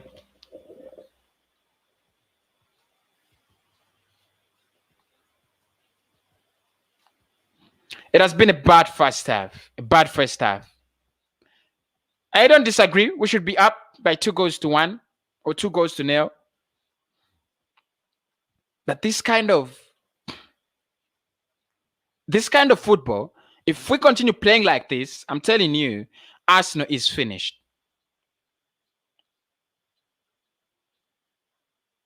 Look at Lacazette. I just can't believe this chance. You're a striker, and you've spent 20 years as a striker. And this is what he did against Liverpool. He got 2 good chances. He couldn't finish one.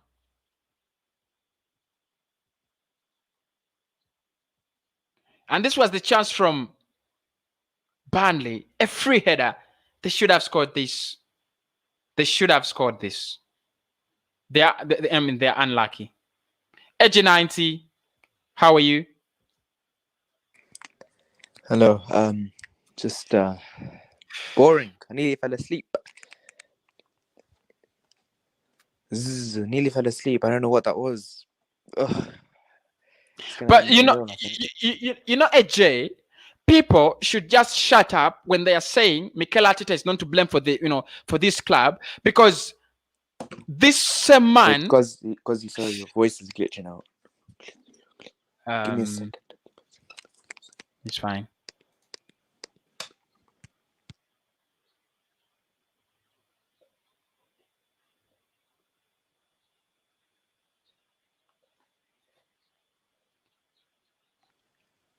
Yes, should be fine now.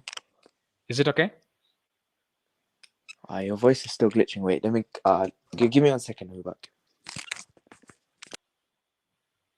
All right.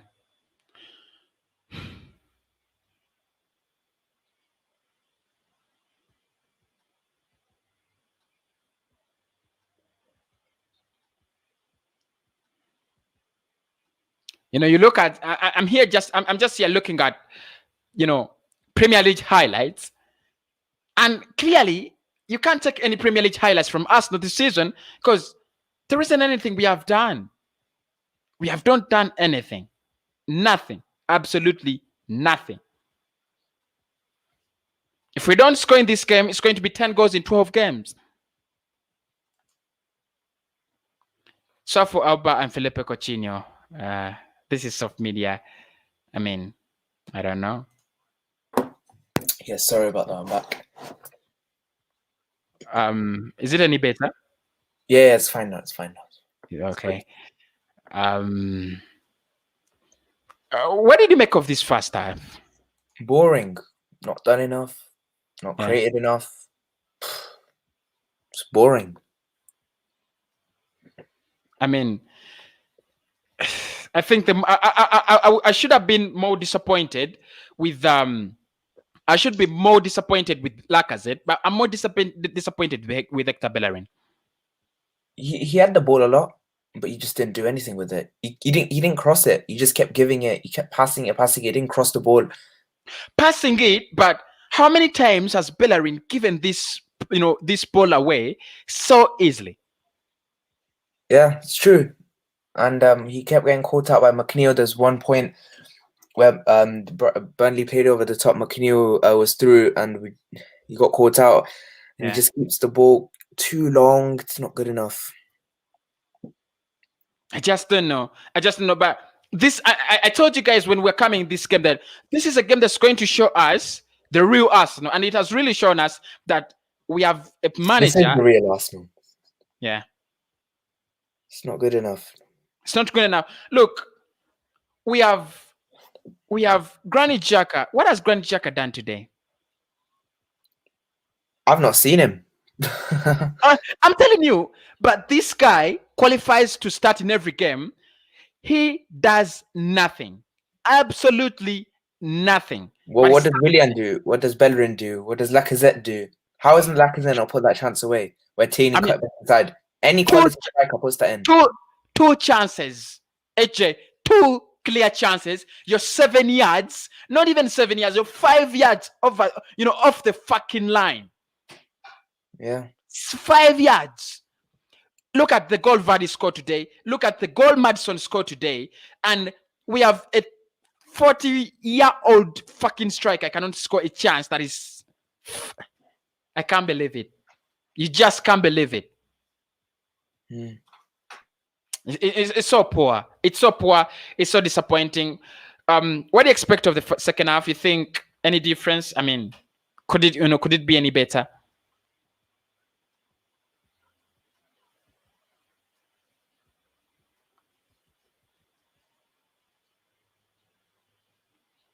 Yeah, just about the second half. I just hope we get the goal and win the game, because if we don't, then Burnley are just gonna have one chance and they'll probably put it away on the No, boat.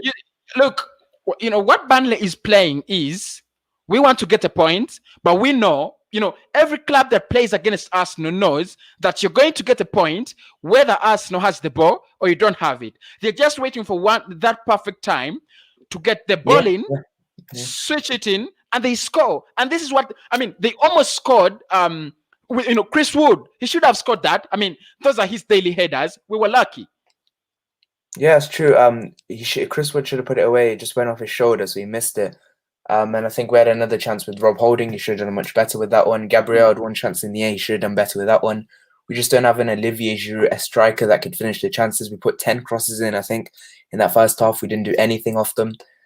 We just have to play football in the second half. I'll put Smith Rowe on, offer something different, put Xhaka off. But other than that, who else will help? Nketiah? Is this the point we've come to? We're relying on Nketiah to come off the bench? And I know, look, he's going to bring on Eddie Nketiah because he thinks Eddie Nketiah is the right substitution in every game. His substitutions are clear. He's gonna bring Tobias on and Nketiah, right? Yeah. He might put Smith Rowe on. Who knows? I'm telling you, the problem of Arsenal starts with Mikel Arteta. The problems of Arsenal start with Mikel Arteta. I'm telling you, I know he has shit players, but the problems start with him. Yeah, and he's not playing. He needs to get off the grip a little bit. You know, he's just not working out. Let's just see what happens in the second half. I'll be back after full time. All right. Kosi. First of all, you have to give me my $100. I predicted that you won't go through the UEFA Champions League. No, United. that's not our prediction. Our prediction was on the first game of RB Leipzig that you said United was not going to win against RB Leipzig. The first I leg.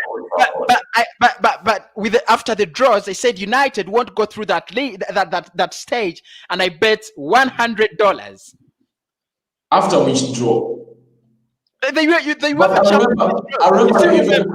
remember you even gave it because after we won against PSG, and then we won against RB Leipzig, and you said United was going to go through, and I told you that I'd buy you my $30. I remember, but it goes back to the first thing. I honestly, I never thought United was going to go through that, that stage. I mean, it was you were unlucky a bit, not to qualify, but still, it was just, sometimes luck plays. Yeah. It's because when you look at the game against PSG, it was a game where Anton Martial got 2 chances, and the one that Edson Cavani really looked, the goalkeeper was not there and hit the bar. So you see, look at the RB Leipzig game, conceding 2 stupid goals at the beginning of. But all in all, we are out because of Harry Maguire and his Victor Lindelof. That's the reason why United is out. Nothing else. Because when it comes to goals, United score. It's not like Arsenal. Arsenal is struggling to score goals, but Manchester United, if at all it comes to score goals, they can score goals in any match. You see? Yeah, but it's clear the quality at United is far better than the quality at Arsenal. Very, very far. But my big question on Arsenal is one. There is a player that I rate so much highly at Arsenal, and I'm asking myself as to why isn't he scoring goals? And that is none other than the captain, Aubameyang. What's wrong with him? But this season, our problem has been creativity. We don't create chances. All we do is get that ball in the wings, swing it in. Aubameyang is not fast. Is not so good at scoring balls. Goals off his head. Lacazette doesn't score goals off his head. So the problem is not why Aubameyang is not scoring. It's how is Aubameyang not scoring, and clearly there are no chances. Today we have had 2 chances, and none of them have come for Aubameyang. None of them have come in his way. So I'm not surprised that we are not getting the goals. But my big question is one: when you look at Aubameyang, he's not this kind of striker who really comes in and score. You know what they call a complete chance. Most of the goals Aubameyang scored the previous season were half chances. He's a risk taker. When he gets the ball, he risks himself, says, there are 3 defenders, let me take them on. But you see, the way he's playing, it's like he's not enjoying this. I don't know why, because that's not the Aubameyang we know. He's not the Aubameyang we know. He's not. Because at least, even if you'll see him chasing everywhere, all over the field, but you see now he's walking all over. It's like he's his own planet. He's not playing for the club. I don't know what's wrong with him. Yet he's the person that's supposed to keep his spot. It's like now Aubameyang is like Bruno Fernandes in Manchester United, or Kevin De Bruyne. Kevin De Bruyne in Manchester City. You get? At least even if you're not getting the ball, show it. Let the body show that at least you are really dying a bit for the club. You get? But I think this problem is the manager. He has created a crisis that he can't manage. So, the players cannot, solve the crisis. It starts with the manager. No instructions at all in this, in this Arsenal side. You can see that. Because is it being caused by Mesut Ozil? I don't know. I just don't know. You see, such players like Mesut Ozil, we had, that's what Paul has done good at Manchester United. You see, Paul Pogba, however much he's trying to bring his stuff, but there is the way Ole is handling the situation, and he's not blasting Paul Pogba in the news. And I think the only mess that Arteta really did was to really come out in the news and say that Ozil has not yet reached the levels of playing for Arsenal this season. Now you see how Aubameyang is going. You see that? Yeah. And you see now, you just ask yourself what's wrong with Arsenal, because he's it Tierney who has hit that ball. Yeah. I think he would have done far much better, because I think he has a heavy shot. He would have passed to Lacazette. I mean, I just don't know what's wrong with this club. Arsenal, by the way, the problem is, remember the Arsenal that beat Manchester United? Let's not even go far. They're like, how many days back? Like 40 days ago. Because Arsenal beat us on the 1st of November. You get? Those are like 40 days ago. Arsenal, the way they attacked, they teared Manchester United apart. But still, My God. The truth is, if we didn't get a penalty, it would be hard for us to score that goal. I mean, we were not going to score against United if it were not for the penalty, which was also, you would have to score. But Arsenal was threatening. You remember? It was threatening. Yes. We were never going to score that goal. I'm telling you the truth.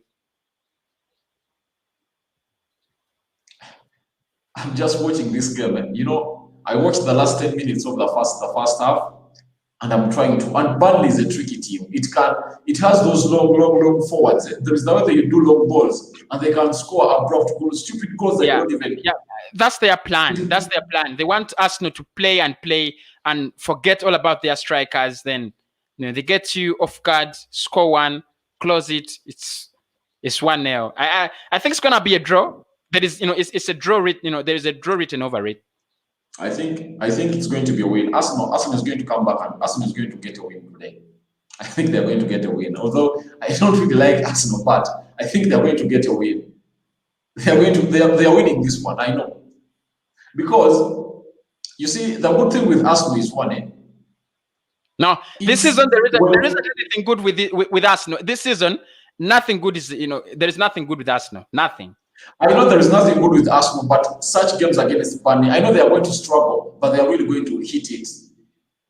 I mean, look, this team has not found the back of the net as many times as you can count, Rokan.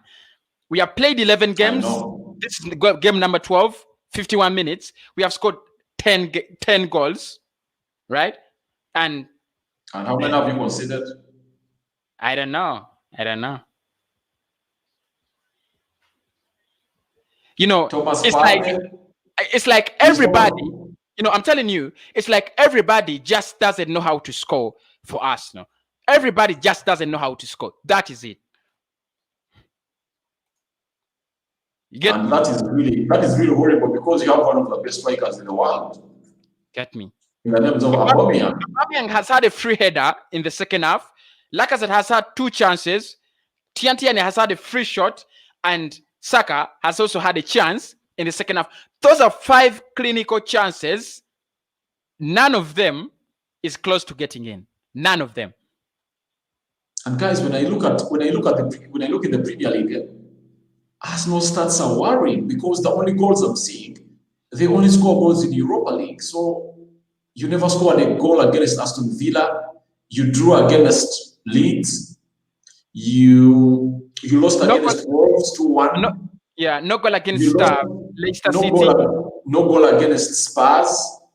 Yeah. And now you're with Burnley. It's really horrible. We lost to Liverpool. We lost to Manchester City. And the management is not anywhere near to sacking this Spanish fraud. They feel they're comfortable. But I'm telling you, if we don't win this game, it's the last watch along I'm doing this year. I mean, this season. Why? You should. I just can't watch. I just can't watch this kind of football, and I'm watching it online. I just can't. Arsenal is going to score. Arsenal is going to score. Trust me. For me, I'm sure they're going to score. No, leave alone scoring, Rokan. There are times when you win and you feel your team is shit, but it won. You understand? Even if we win today, we are shit. You get me? We are shit. But don't you think that this might be the way that Arsenal needs to lift itself up? If you cannot win, if you win against Manchester United, and that's not a starting point, you can't win against Burnley and say it's a starting point. If it was a starting point, we would have good possession, we would have good chances, we would be scoring clinical goals. But it's the same old way we have been playing. It's just that Burnley is weak. If this was Everton or Southampton, they should be 1-0 and we should be struggling. It's just Burnley is weak. That's the point. Oh my God. Whenever we are in the opponent's half, we are as casual as never. We don't look like a team that is close to threatening. We are not a threat. We are I don't know. Have you watched Leicester City or Aston Villa play this season or Southampton? Yes, I've watched them play very many games. When they are playing, you can see that they threat in front of goal. You get me? Madison, Vardy, they're threat. They're like you're like man. You get me? Barnes. When United is playing, you feel like Bruno, Pogba, or Martial, or anyone. You feel like they're coming for you. But for us, no, it just doesn't happen. We are not hungry. We are too slow. Everything we do is so wrong. Now look at Willian.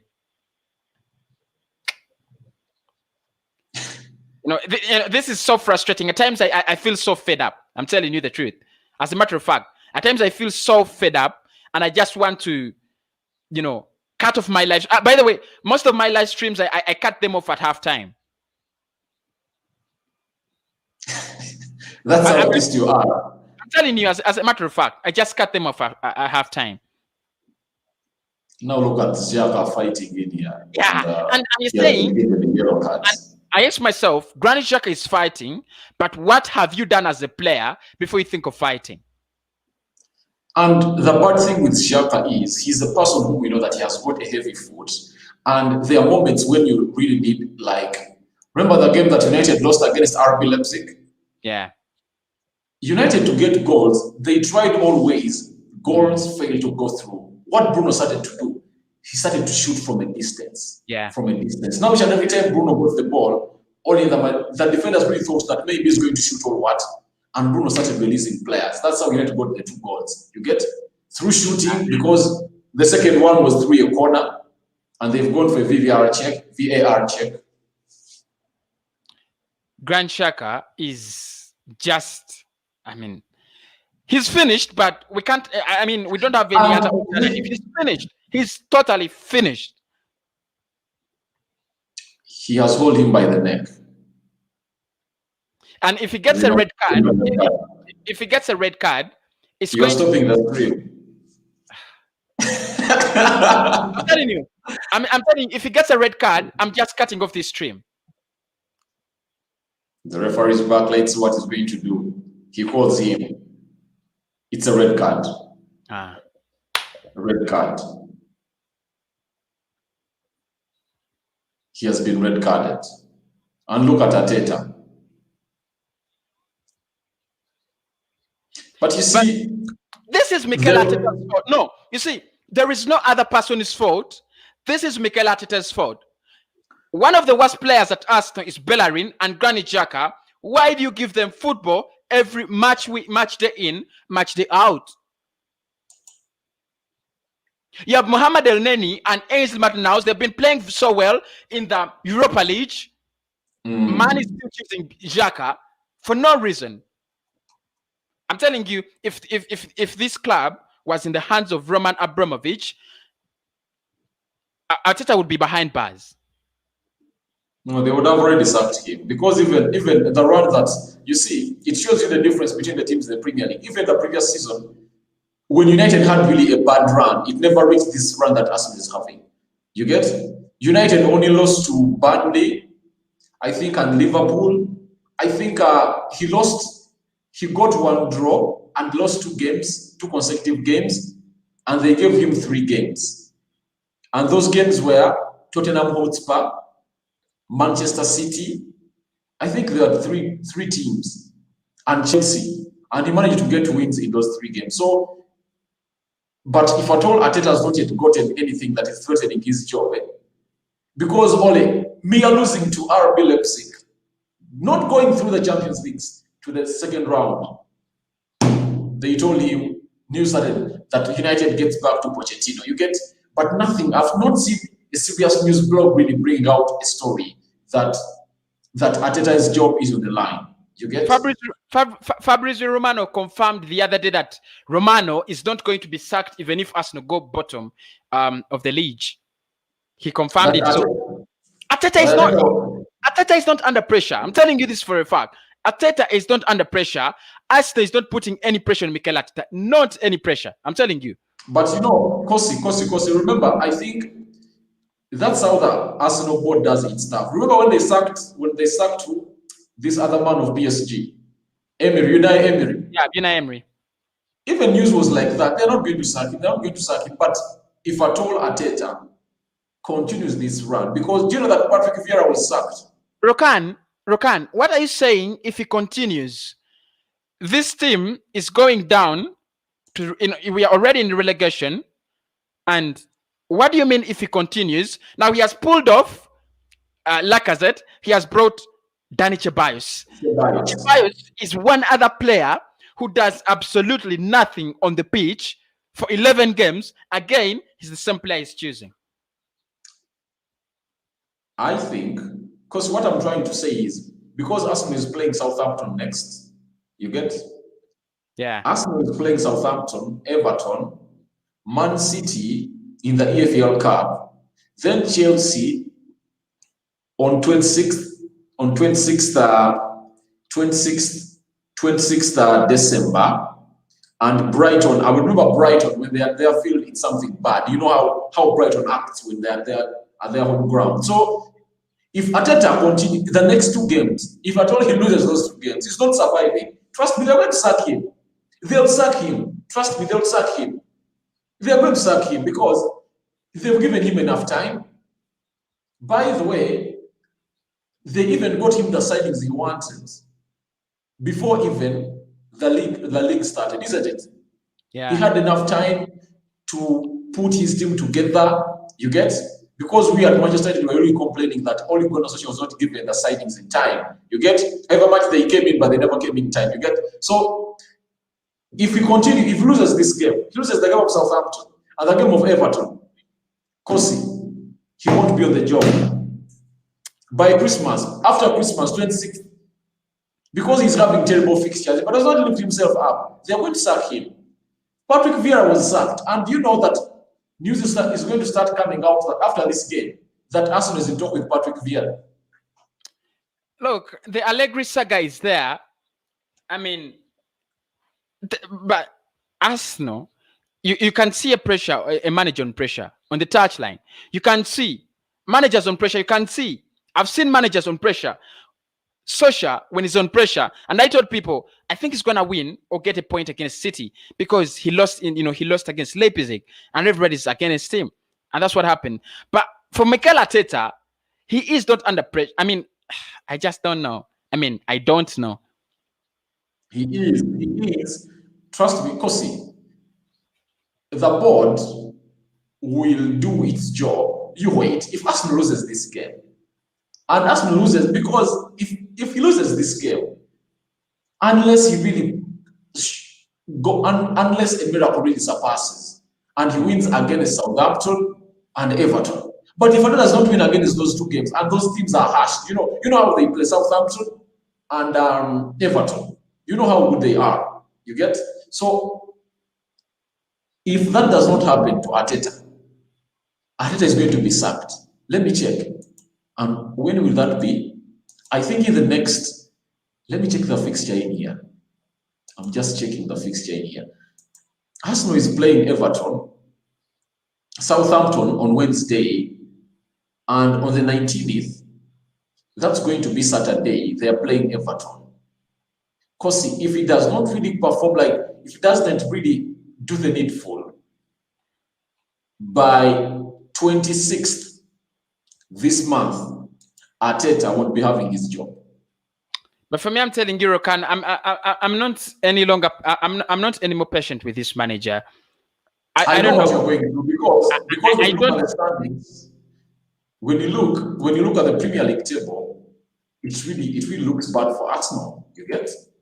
This is not where Arsenal is supposed to be, and I think Arsenal was like this I remember even the worst season of Wenger when he started like this, when United really came out and trounced Arsenal 8-2.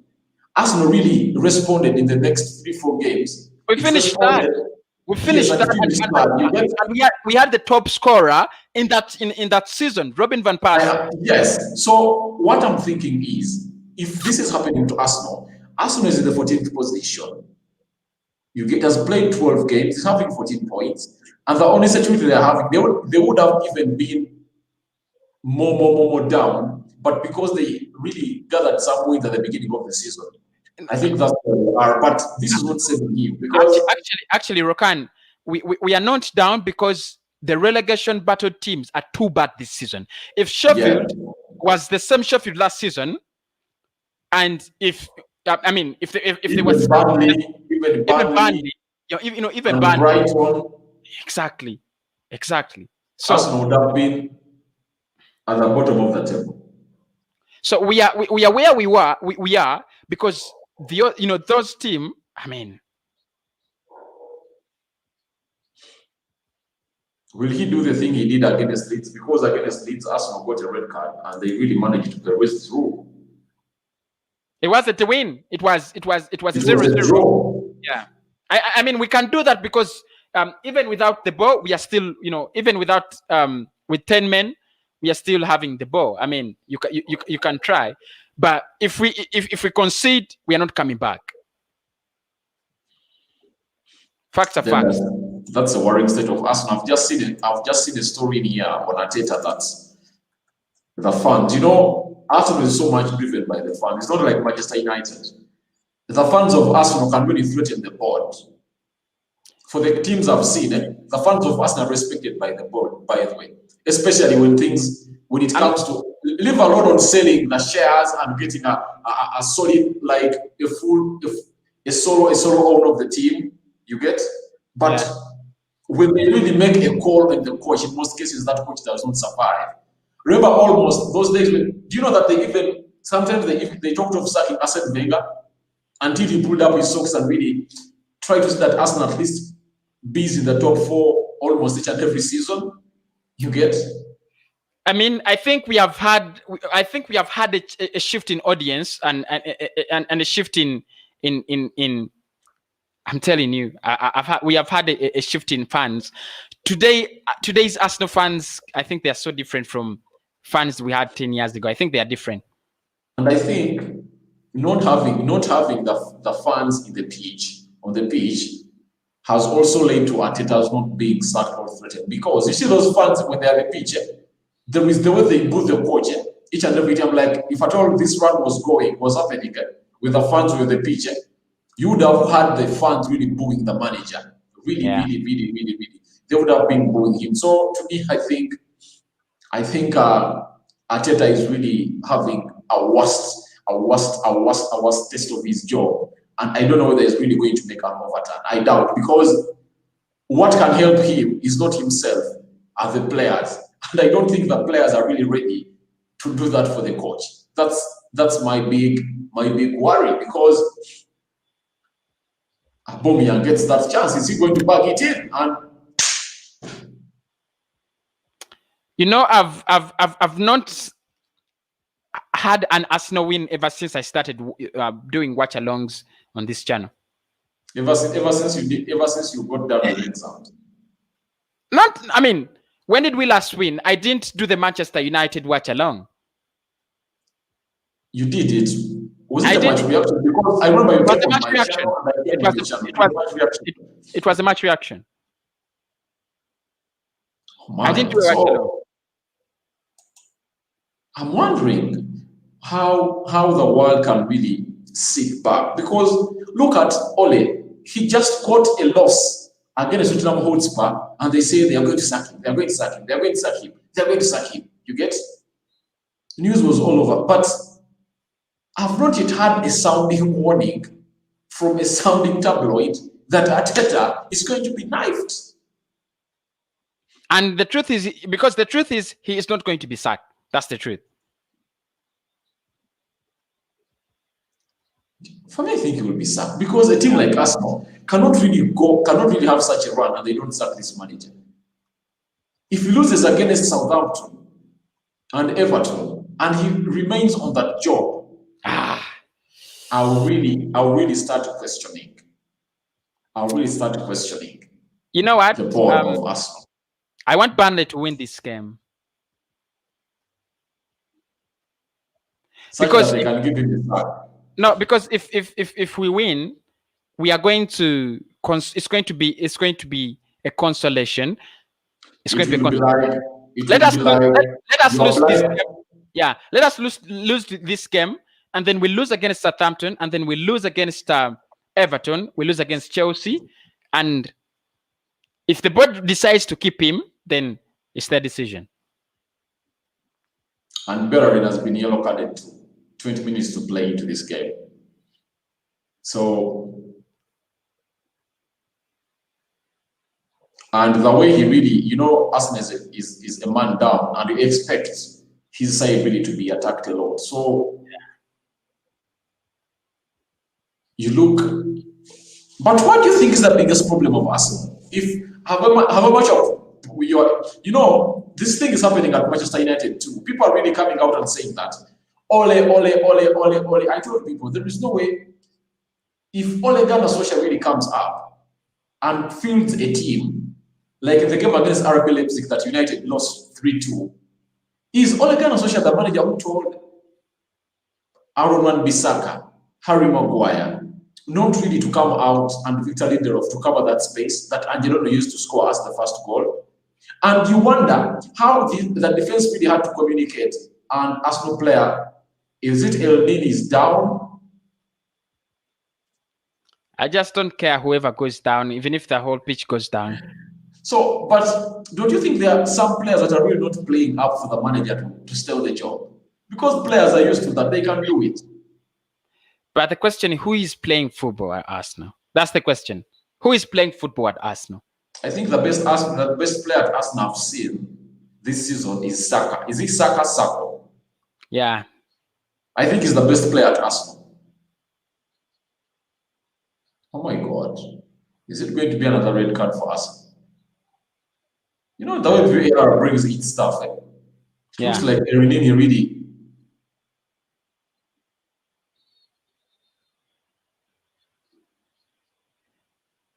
It's a yellow card.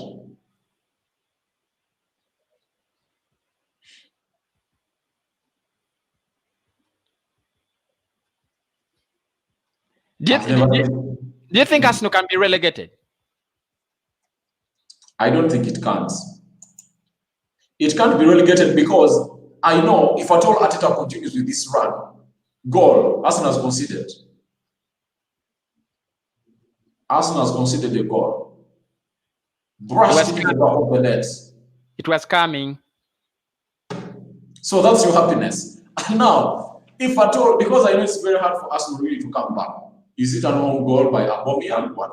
Because they are swinging on the square. So, because one thing I know is Arsenal cannot be relegated because if Arteta continues such a run in the next 2 games, he's going to be sacked. Yeah. The good thing is, for all those people that really want Team Arteta out, Europa League ended. It's resuming next year, I think in February. So there is no consolation nowadays because when you look at the games that he's having, the EFL Cup is playing Man City. You get? He does not have a simple fixture in his next 4 fixtures. He has Southampton. He's playing Everton. He's playing Manchester City and he's playing Chelsea. So if at all, his team does not really come up always up to the occasion. The next 2 games, Kosi, on the 27th of December, will tell me Arteta won't be a manager of us. He won't. Because losing those games, that means he's going to be on the bottom of the table. Rokan, Yes. Let me just ask you if you are an Arsenal fan, if this was happening to Manchester United, would you be patient till 27th December? I wouldn't be patient till that. I know. I wouldn't be. Because you see, even to us, some of the Manchester United fans, they are only hungry at social after losing 1 game. 1 game like this. 1 game like this. I'm telling you, we have we have a stupid manager a manager That's who a harsh thinks. word. That's big. I'm telling you, this man is now bringing on Ainsley Maitland-Niles after we have conceded from a Because free kick. he's fearing another red card because Hector Yeah, Bellerin. yes. But we have already said it that Bellerin is the worst player Arsenal has. But for me, And this season is the fact. Because for me, maybe it might be this season, but I think the manager is not playing him for the advantage of both the team and himself. Because when you look at a player like him, you know that he's good going forward. By the way, does he have an assist this season? How many assists, how many crosses? Going forward, how is he going forward? Because I really know the potential. His potential is going forward. He is absolutely shit. I'm telling you. So He is absolutely shit. If at all going forward is not doing his best, that means he should be on the bench because his main strength is playing well going forward. His crosses, you get, because there's a good cross of the ball. But if at all is not delivering that way, that means because defensively, when I was doing a watching of Manchester United yesterday against Man City, I posed the question with the Manchester City fans, the Manchester United fans, other people watching in that. Would you rather have an Aaron Wan-Bissaka who is good defensively and when going forward, his final ball is trash, and a Trent Alexander-Arnold whom you know defensively is trash, but going forward is okay? And for me, I really came up with an answer that I rather have a Trent Alexander-Arnold. Because if I told you a good manager, you can really tell one of your defensive midfielders that when you see Trent Alexander-Arnold going forward, make sure you don't go have to cover that space because the opponent might utilize it really to harm us. Yeah, but look at this, Rokan. If you have Trent and you have a Virgil van Dijk behind him, and you have a player like Jordan Henderson behind him, a very calm defensive midfielder, that's quite different, right? But if you're having a Trent Alexander-Arnold and you're having Rob Holding behind him, you just can't have such a player. And I'm telling you, if you have a player who's good at something and they have a weakness, you can try to cover up for them. But this man, because if you look at Bissaka is not a very good crosser of the ball, but Bissaka is so good defensive-wise. He's not going to let you in. I saw him in the way he was battling Sterling yesterday, and I was like, this man is a real bowler. This man is a real defender. You can't defend Bellerin. He doesn't defend. He's no longer going forward so well. He's just doing nothing. He doesn't qualify to be in this football club. Then I really agree with you that the manager is the problem, because I remember the times when Sir Alex Ferguson was coaching Manchester United. Let me give a very good example of Arsenal. I remember those days when Arsenal had Eboué, because I don't remember Eboué really enjoyed himself going forward. But what did the manager tell the likes of the Fabregas says that we are playing the defensive midfield, the Gilbertos, the Edus, even when Nolan Meyer was still a right back at Arsenal, he really used to enjoy himself playing. And remember that time, they are only playing a 4-4-2, and you know how hectic a 4-4-2 was. It was really very hard for a right back really to cover up in time. You remember? Because you had to play your line alone. So what the manager really used to do, and he used to play with the likes of Freddie Ljungberg, they are also attack-minded players. So he used to know the Patrick Vieira's, that when you see, because Arsenal had two moving flanks, the full flanks, Ashley Cole and Lauren Meyer. So you would find yourself that either Patrick Vieira, or if he's playing with Gilberto Silva into the midfield, would stay behind, such that if at all any of the wings is threatened, they can really cover up there. But in Arsenal, a midfield of three midfielders, you find it hard to see to it that side is being beaten, and you're not seeing any player in there. So I think they're the tactics You know, it all started with people questioning the tactics of Ole Gunnar Solskjaer. But I told people, I've seen managers at Manchester United, but the way Ole is doing his thing, I'm liking it because each and every day that passes by, he's proving people wrong. You get?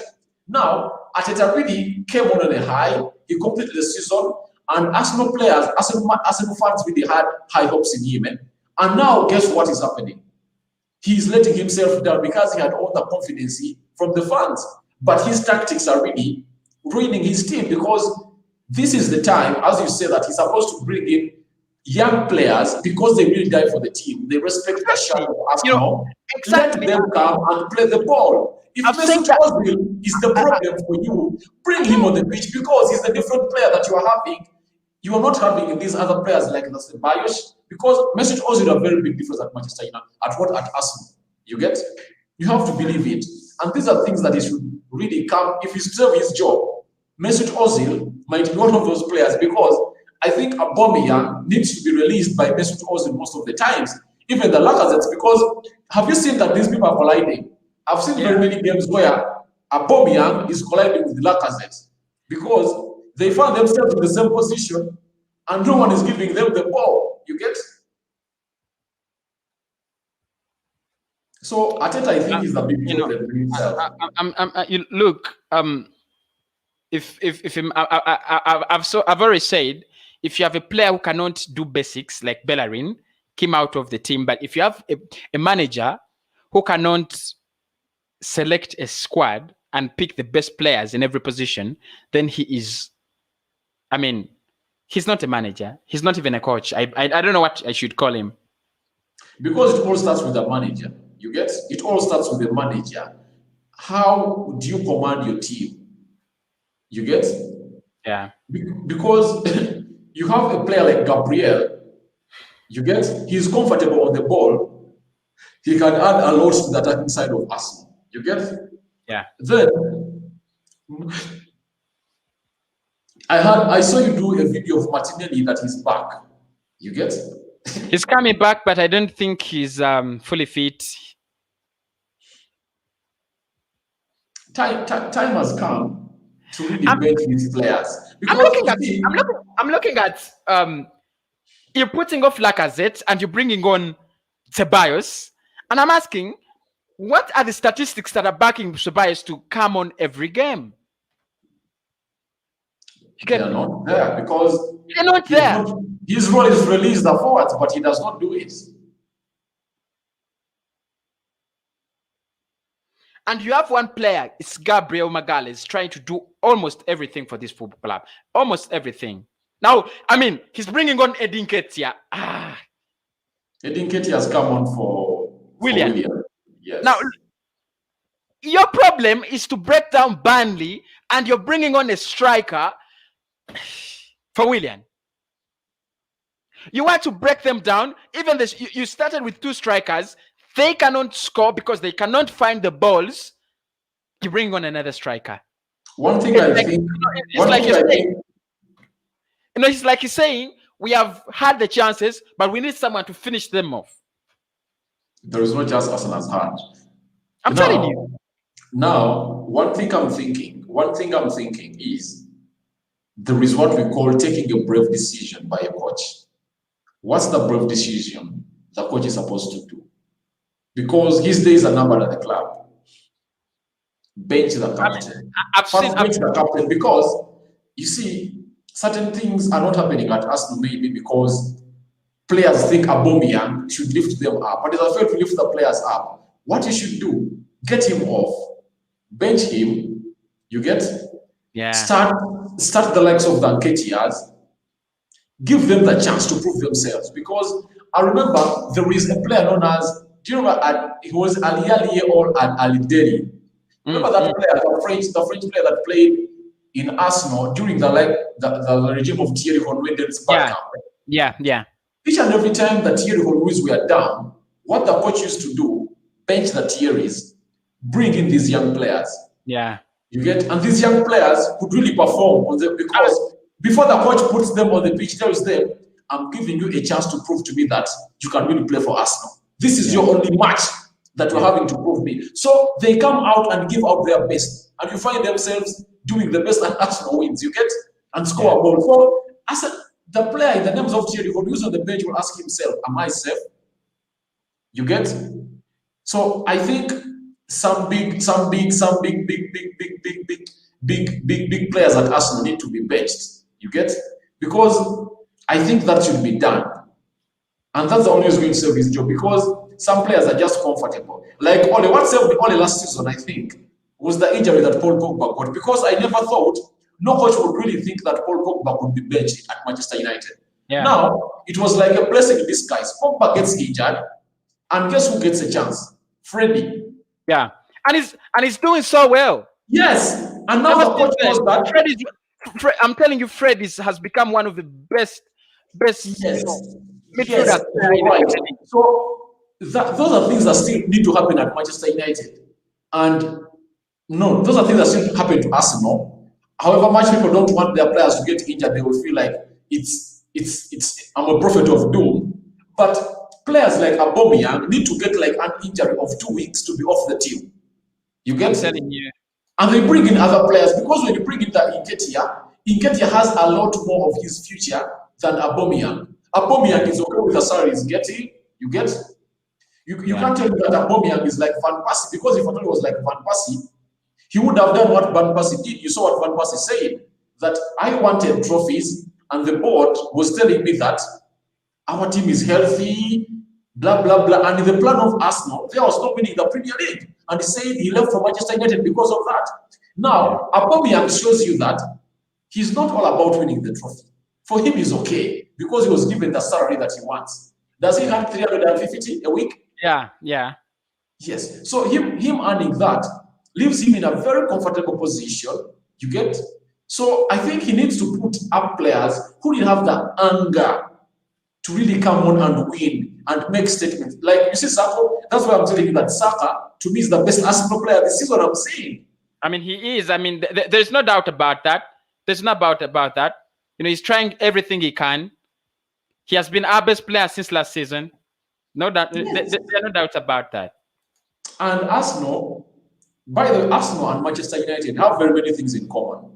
Do you know that Manchester United and Arsenal are the teams that each and every time they buy star players, those star players don't flourish at their clubs, at those two clubs. Those two clubs are built on getting talent that is not known, or getting young talent and groom it, and then it mushrooms into those big players that we see. You get? And those are things that you won't change. Arsenal is not Chelsea. Arsenal is not Liverpool. Arsenal is not Man City. Manchester United and Arsenal are these clubs that really go out and fetch young talent. They give it time, it grows, and it then mushrooms into that talent that we all admire. You get? Let me tell you something. I don't know. Something is so wrong at Arsenal that you can't explain. I don't know where we got the idea of spending 90 million on one player, 70 million on one player. We should have stayed at at what we were doing. Spend less, spend on the right players. I would rather see Arsenal finish third and sell all the players that are finished third. We bring in new ones. They make us finish third again than seeing Arsenal in this situation when we have a 70 million player. We have Aubameyang who's 65 million. We have Lacazette who's 50 million. We have Partey who's 50 million. You understand? Now, and you look at a player like Gabriel, you get? And by the way, man is surprised. The way he's playing, that was not because he's even playing better than Harry Maguire. You get? An 8-year-old, an 80 million pound defender. But this one known as Gabriel, less than 30 million pounds. He is a very good player. And I don't think, if at all Arsenal is to sell him, he cannot sell him less than 60 million pounds because he's doing his job. He's doing his job. Comfortable on the ball. He's doing the long balls. He attacks. He's good in corners provided the delivery is good. He wins headers. You get? I'm telling you, this Arsenal side is, I don't know, but I just don't want to say the negative words so much. But you have to say them because that's the situation. If at all Aubameyang cannot score in the opponent's net, and is now scoring in his own net. What can you say about that? Get him out. I mean, that's the Yes. way to go. Get him out. Such players, like the Wayne Rooney's, if at all they reach that level of not scoring, what Ferguson did, he could give you the next 6 games. If at all you don't score a goal, he tells you, please go on holiday for 2 weeks or a week off. He gives you a week off. Go and have holiday, such that you can meditate and ask yourself, why am I not scoring? He gets you the clips of the matches you've been not scoring. Go home, sit down, watch them. Then you come back, you'll be knowing your reason. Because if at all the psychologist of the club sits you down and you prove that you're in a better situation and you are not really delivering on the pitch, what can we do for you? Go out on holiday for a week, come back, then we see whether you have sorted yourself out. Because Arsenal has other players that can help it out. Trust me, you remember when Van Gaal brought in Rashford. Rashford was 16 years old, and United had run short of strikers. Yeah. And what he did was to go into the young team of Manchester United, and he got Marcus Rashford. Exactly. And he got him at the age of 16. Europa League first game, he netted 4 goals. His first Premier League debut, he scored a brace against Arsenal. You get it? He went ahead to score against Man City. He scored against Chelsea, and all their winners. You get? At the age of 16. So it means it's the manager who really puts self-belief into these players. That you're young, but your time has come really to go and prove to the world stage that you really can. You get? Because I've seen managers make brave decisions at Arsenal like those. One, remember Patrick Vieira when he left for Juventus? Yeah. Arsene Wenger told them, you're complaining, but I have a better talent. And that better talent was Cesc Fabregas. Yeah. You get? Another captain in the making. Yes. And Fabregas did all each and everything Arsenal deserved. They took away Thierry Henry, and he told them, don't worry, I'm bringing Emmanuel Adebayo. And guess how many goals Emmanuel Adebayo scored? He first at Arsenal, 30 goals, full season. Nearing that Thierry, he was just less by 6 goals or 7 that Thierry had scored the previous season. You get? So there are really brave decisions that need to be made by the manager. And Arteta really needs to go by those. Because if he doesn't go by those, he's going to be sacked. He's going to be sacked. I can't do an Arteta. I can't do a video called Sack Arteta or something like that because I just can't. I think I'm going to. I don't know. I think I should just do a match reaction if I can. If I can't, I'm just going to go to bed. And Arteta says that Ozil is going to return in January. When they, he's good at press conferences. He knows how to. I don't know who taught him how to answer questions in press conferences, but he's good. He's good. But on the pitch, he is rubbish. I'm telling you. And the way Arsenal players are happy during training, you get it. I'm telling you. Let me tell you, Rokan. This team has no pressure. No pressure on the players. No pressure on the manager. No pressure on anyone. Everybody is in a comfortable zone. You can see. I have seen Arsenal trailing by 1-0, and the enemy cannot breathe. I've seen that Arsenal 5 years ago, 6 years ago. I've seen it. Where did that Arsenal go? Where? The Arsenal of Unai Emery, when we were trailing, we used to lose games, but we used to attack. You could see that the team wants to get something in there, but the defense is letting us out. That was the problem.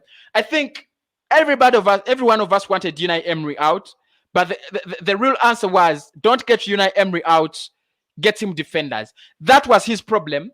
We have the worst manager now, and we are regretting, and we are going to regret for good. Yes, you're right. You're right. And all I can tell you is,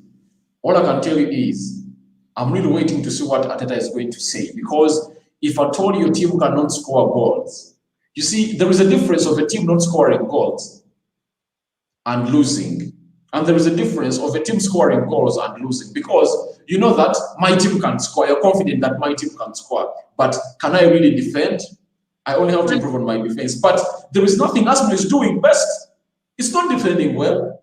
It's not attacking well. So you're just asking yourself, what is the best Arteta can do for Arsenal? Because what makes a team better? You are either a good defender or a good attacker.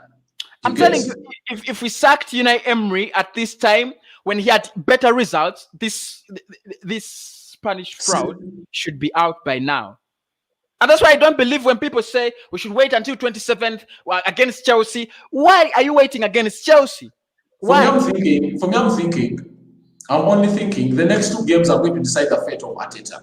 That is Southampton. And This game, Rokan, if you're a serious club, the last game against Tottenham Hotspur in a London derby has already decided where Mikel Arteta falls. He is a premature, immature, stupid manager who cannot do anything at Arsenal. I'm telling you that it's a matter of fact. And the way he's recruiting his team, because I remember I read the game is done. Arsenal has lost. Yeah. And I remember what the argument they had in between him and Edu. Maybe I think that might be the escape route that is telling the board, because I heard that